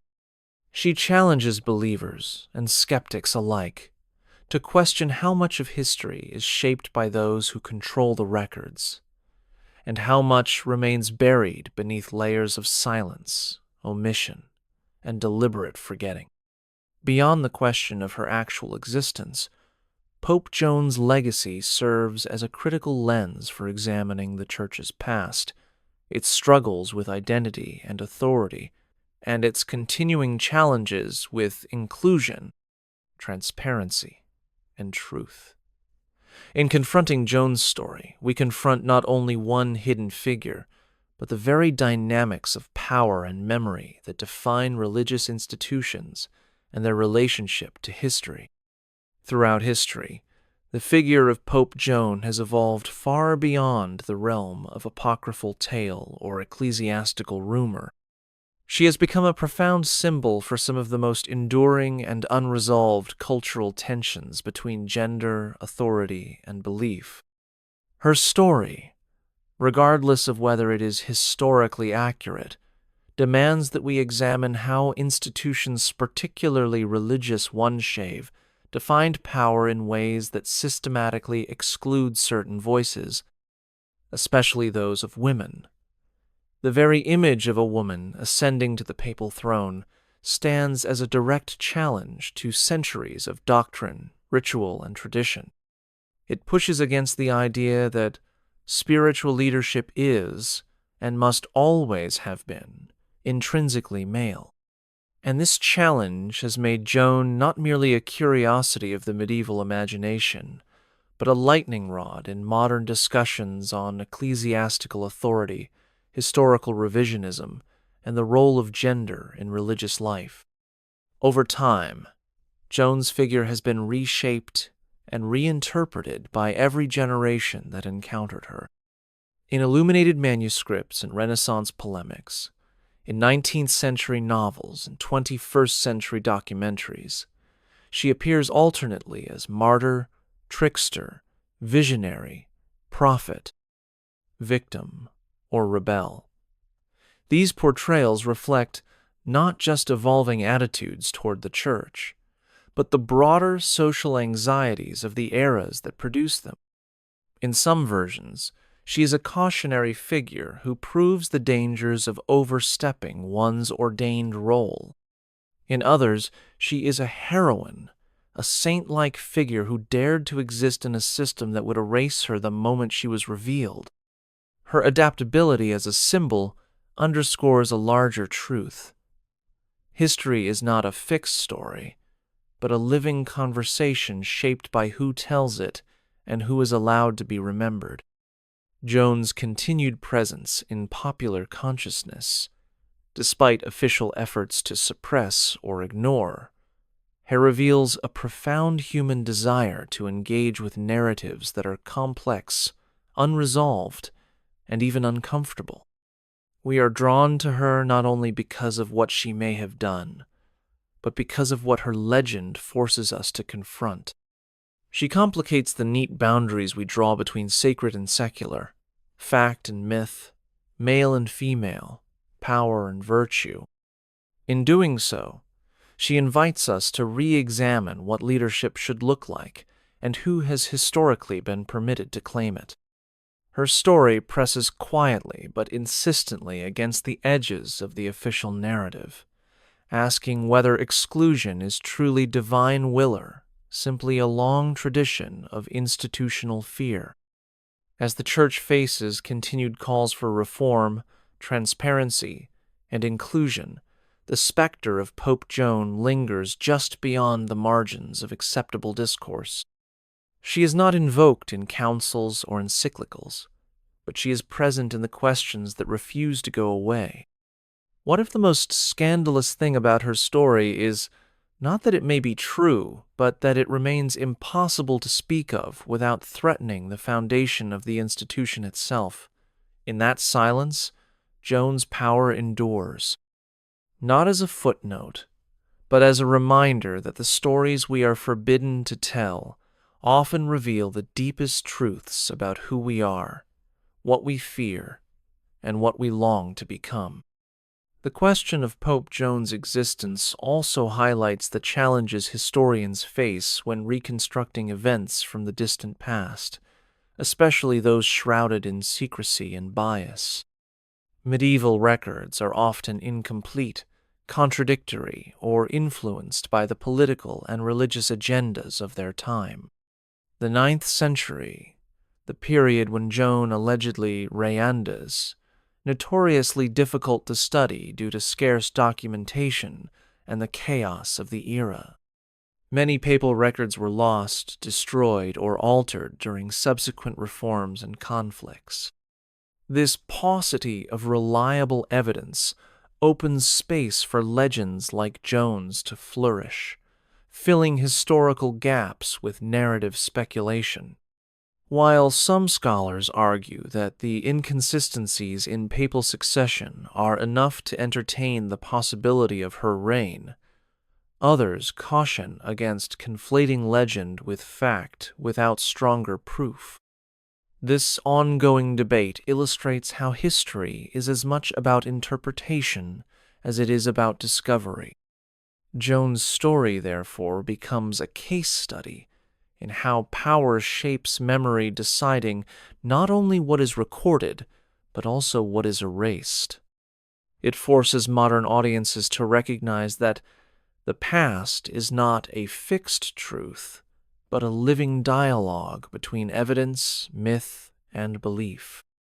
And in this dialogue, Pope Joan remains a compelling and unresolved question, inviting us to consider how history might change if we listen to the voices once silenced.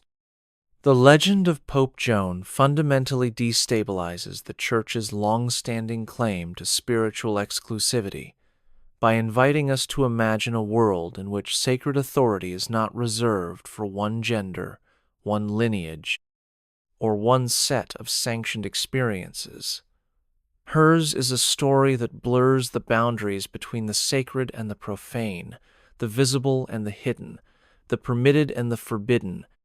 It asks us to sit with the discomfort of ambiguity, where the divine is not defined by hierarchy but emerges from the margins. Pope Joan's legend is subversive not because it offers definitive proof of a woman pope, but because it reveals how fragile the narratives of certainty and control truly are. In a church that has worked diligently for centuries to reinforce the divine right of male leadership from apostolic succession to doctrinal enforcement, Joan's story becomes a quiet but explosive counterpoint. It suggests that holiness might appear where it is least expected, that revelation may emerge from those the Church would prefer to remain invisible. She is not merely a woman in disguise. She is a figure who quietly eluded the machinery of institutional vigilance, if only for a moment. That moment, true or imagined, calls into question the Church's ability to perfectly police its own sanctity. If a woman could ascend to the highest religious office without being detected until her biological reality revealed her, then the entire apparatus of spiritual surveillance appears fallible. Even worse, from the Church's perspective, her reign may not have been a failure. According to many versions of the legend, she was not deposed for her leadership, intelligence, or moral failing, but because of the one thing the institution could not tolerate: her gender. That is the sharp edge of Joan's myth. It does not show a woman unfit to rule, but rather a system unable to accept that she ever could. This tension is what makes her legend endure. Pope Joan occupies a liminal space where certainty dissolves and multiple truths coexist. For believers, her ambiguity can be disquieting. It forces a re-examination of long-held assumptions about spiritual purity, authority, and tradition. It invites uncomfortable questions. If God calls whom he wills, who are we to define what that calling should look like? For skeptics, Joan becomes a metaphor for institutional fragility, a symbol of how even the most seemingly unshakable authorities can be undermined by stories they cannot fully disprove. And for many others, especially those who have felt excluded from positions of power, her story becomes something quietly radical. The possibility that even in the most rigid systems, there might be moments where the boundaries are breached, where something sacred breaks through from below. The fascination with Pope Joan does not fade because it taps into something deeper than curiosity. It reflects a yearning for justice, a hope that leadership and holiness can be untethered from rigid hierarchies and rediscovered in places long dismissed. Whether she ruled or never lived at all, Pope Joan forces us to confront what we mean by truth, and whether institutional truth can coexist with the messiness of human experience. She invites us not to choose between faith and skepticism, but to ask better questions about the structures that define both. Her story, ambiguous as it may be, continues to challenge the foundations of ecclesiastical power, gender politics, and our collective imagination about who is worthy to lead. The The Church's persistent silence regarding the legend of Pope Joan has done more than cast doubt it, has sparked a wider and more urgent examination of women's roles in early Christianity, and how those roles were slowly diminished, obscured, or erased as clerical hierarchies solidified. For centuries, Christian tradition has presented an image of a male-dominated leadership structure, but historical evidence reveals a far more complex and diverse beginning. In the earliest Christian communities, women were often central figures leading house churches, serving as deaconesses, acting as patrons, missionaries, and even prophets. Figures like Phoebe, Priscilla, Thecla, and Macrina the Younger suggest a formative era in which women's spiritual authority was not only tolerated, but in many cases respected and revered. The legend of Pope Joan, though likely mythologized, resonates precisely because it echoes this forgotten past, one where female leadership was not unthinkable. As Christianity institutionalized and aligned itself more closely with imperial power in the 4th century and beyond, the structures of the Church began to mirror those of the empire hierarchical, patriarchal, and exclusionary. The roles of women were gradually narrowed, their voices absorbed into male-dominated ecclesiastical frameworks or silenced entirely. The story of Joan offers a speculative but potent reversal, a woman not only surviving in that system but reaching its summit. In that way, Joan becomes a vessel for all the forgotten or suppressed women who may have exercised leadership before the historical spotlight narrowed to men. Her legend serves as a symbolic stand-in for a lost tradition of female agency in sacred contexts, a tradition that is inconvenient to prevailing doctrine but impossible to erase from memory entirely. That the Church has never issued a full theological or historical reckoning with Joan's legend speaks volumes about its discomfort with foundational questions, especially those related to gender and power. Addressing Joan would mean addressing the possibility that the past was not as uniform, as male, or as doctrinally sound as modern orthodoxy insists. And yet, by refusing to confront her story directly, the Church allows it to linger in the margins, where it gains symbolic weight with each generation. The legend forces uncomfortable inquiries. How much of Christian history has been shaped by omission? How many other stories of women, of dissent, of alternate interpretations, have been carefully excluded from the official record in order to present a streamlined narrative of divine order? In this light, Pope Joan is more than a controversial figure. She is a doorway into a broader historical reckoning, one that demands the Church look inward and ask whose memories it protects and whose it suppresses. She becomes a living question, a catalyst that keeps alive conversations about inclusion, transparency, and theological diversity. Her tale encourages both scholars and believers to revisit the early Church not as a monolith, but as a complex and evolving community in which power, faith, and gender were negotiated in far more varied ways than official histories suggest. Even if she never lived, Joan's legend endures as a crucial reminder of what might have been, and what still might be reclaimed.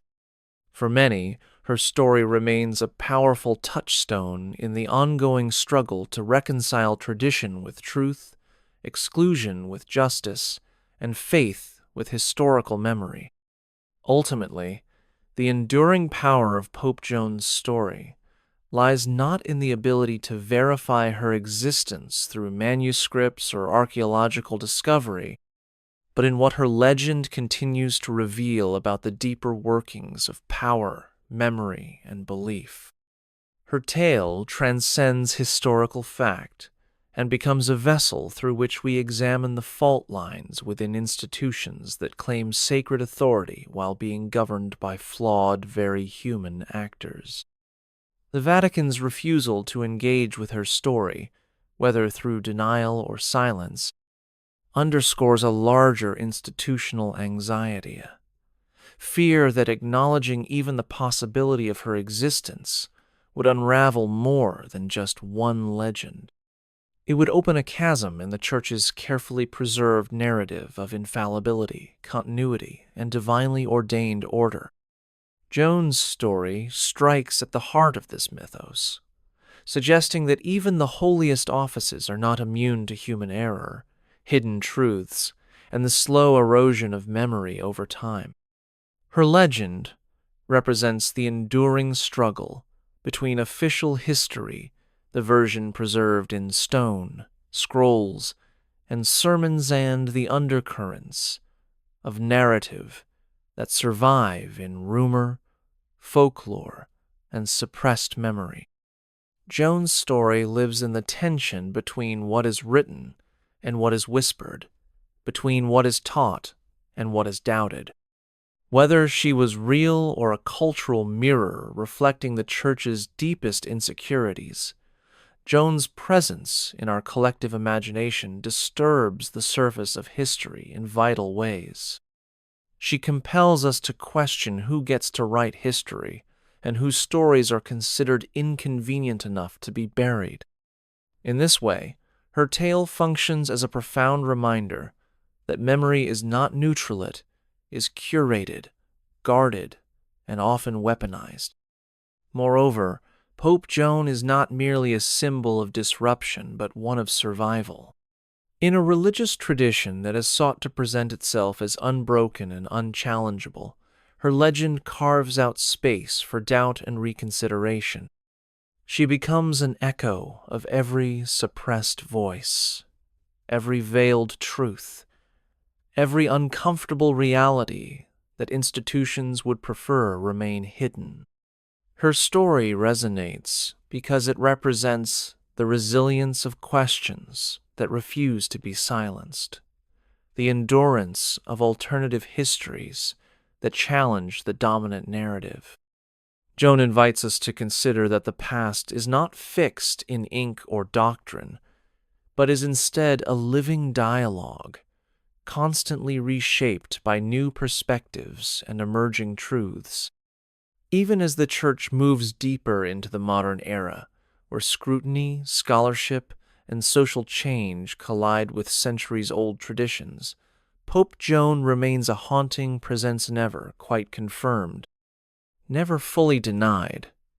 Her legend endures because it speaks to something universal and unresolved: the fragility of power, the weight of omission, and the persistent human yearning to know what lies behind the veil.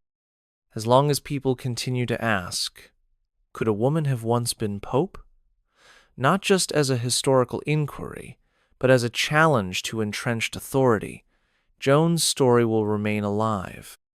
It is not merely a tale of the past, but a quiet rebellion against the boundaries of belief, history, and the stories we are told to accept without question. In that sense, she may be the most powerful figure the Vatican has never dared to fully confront.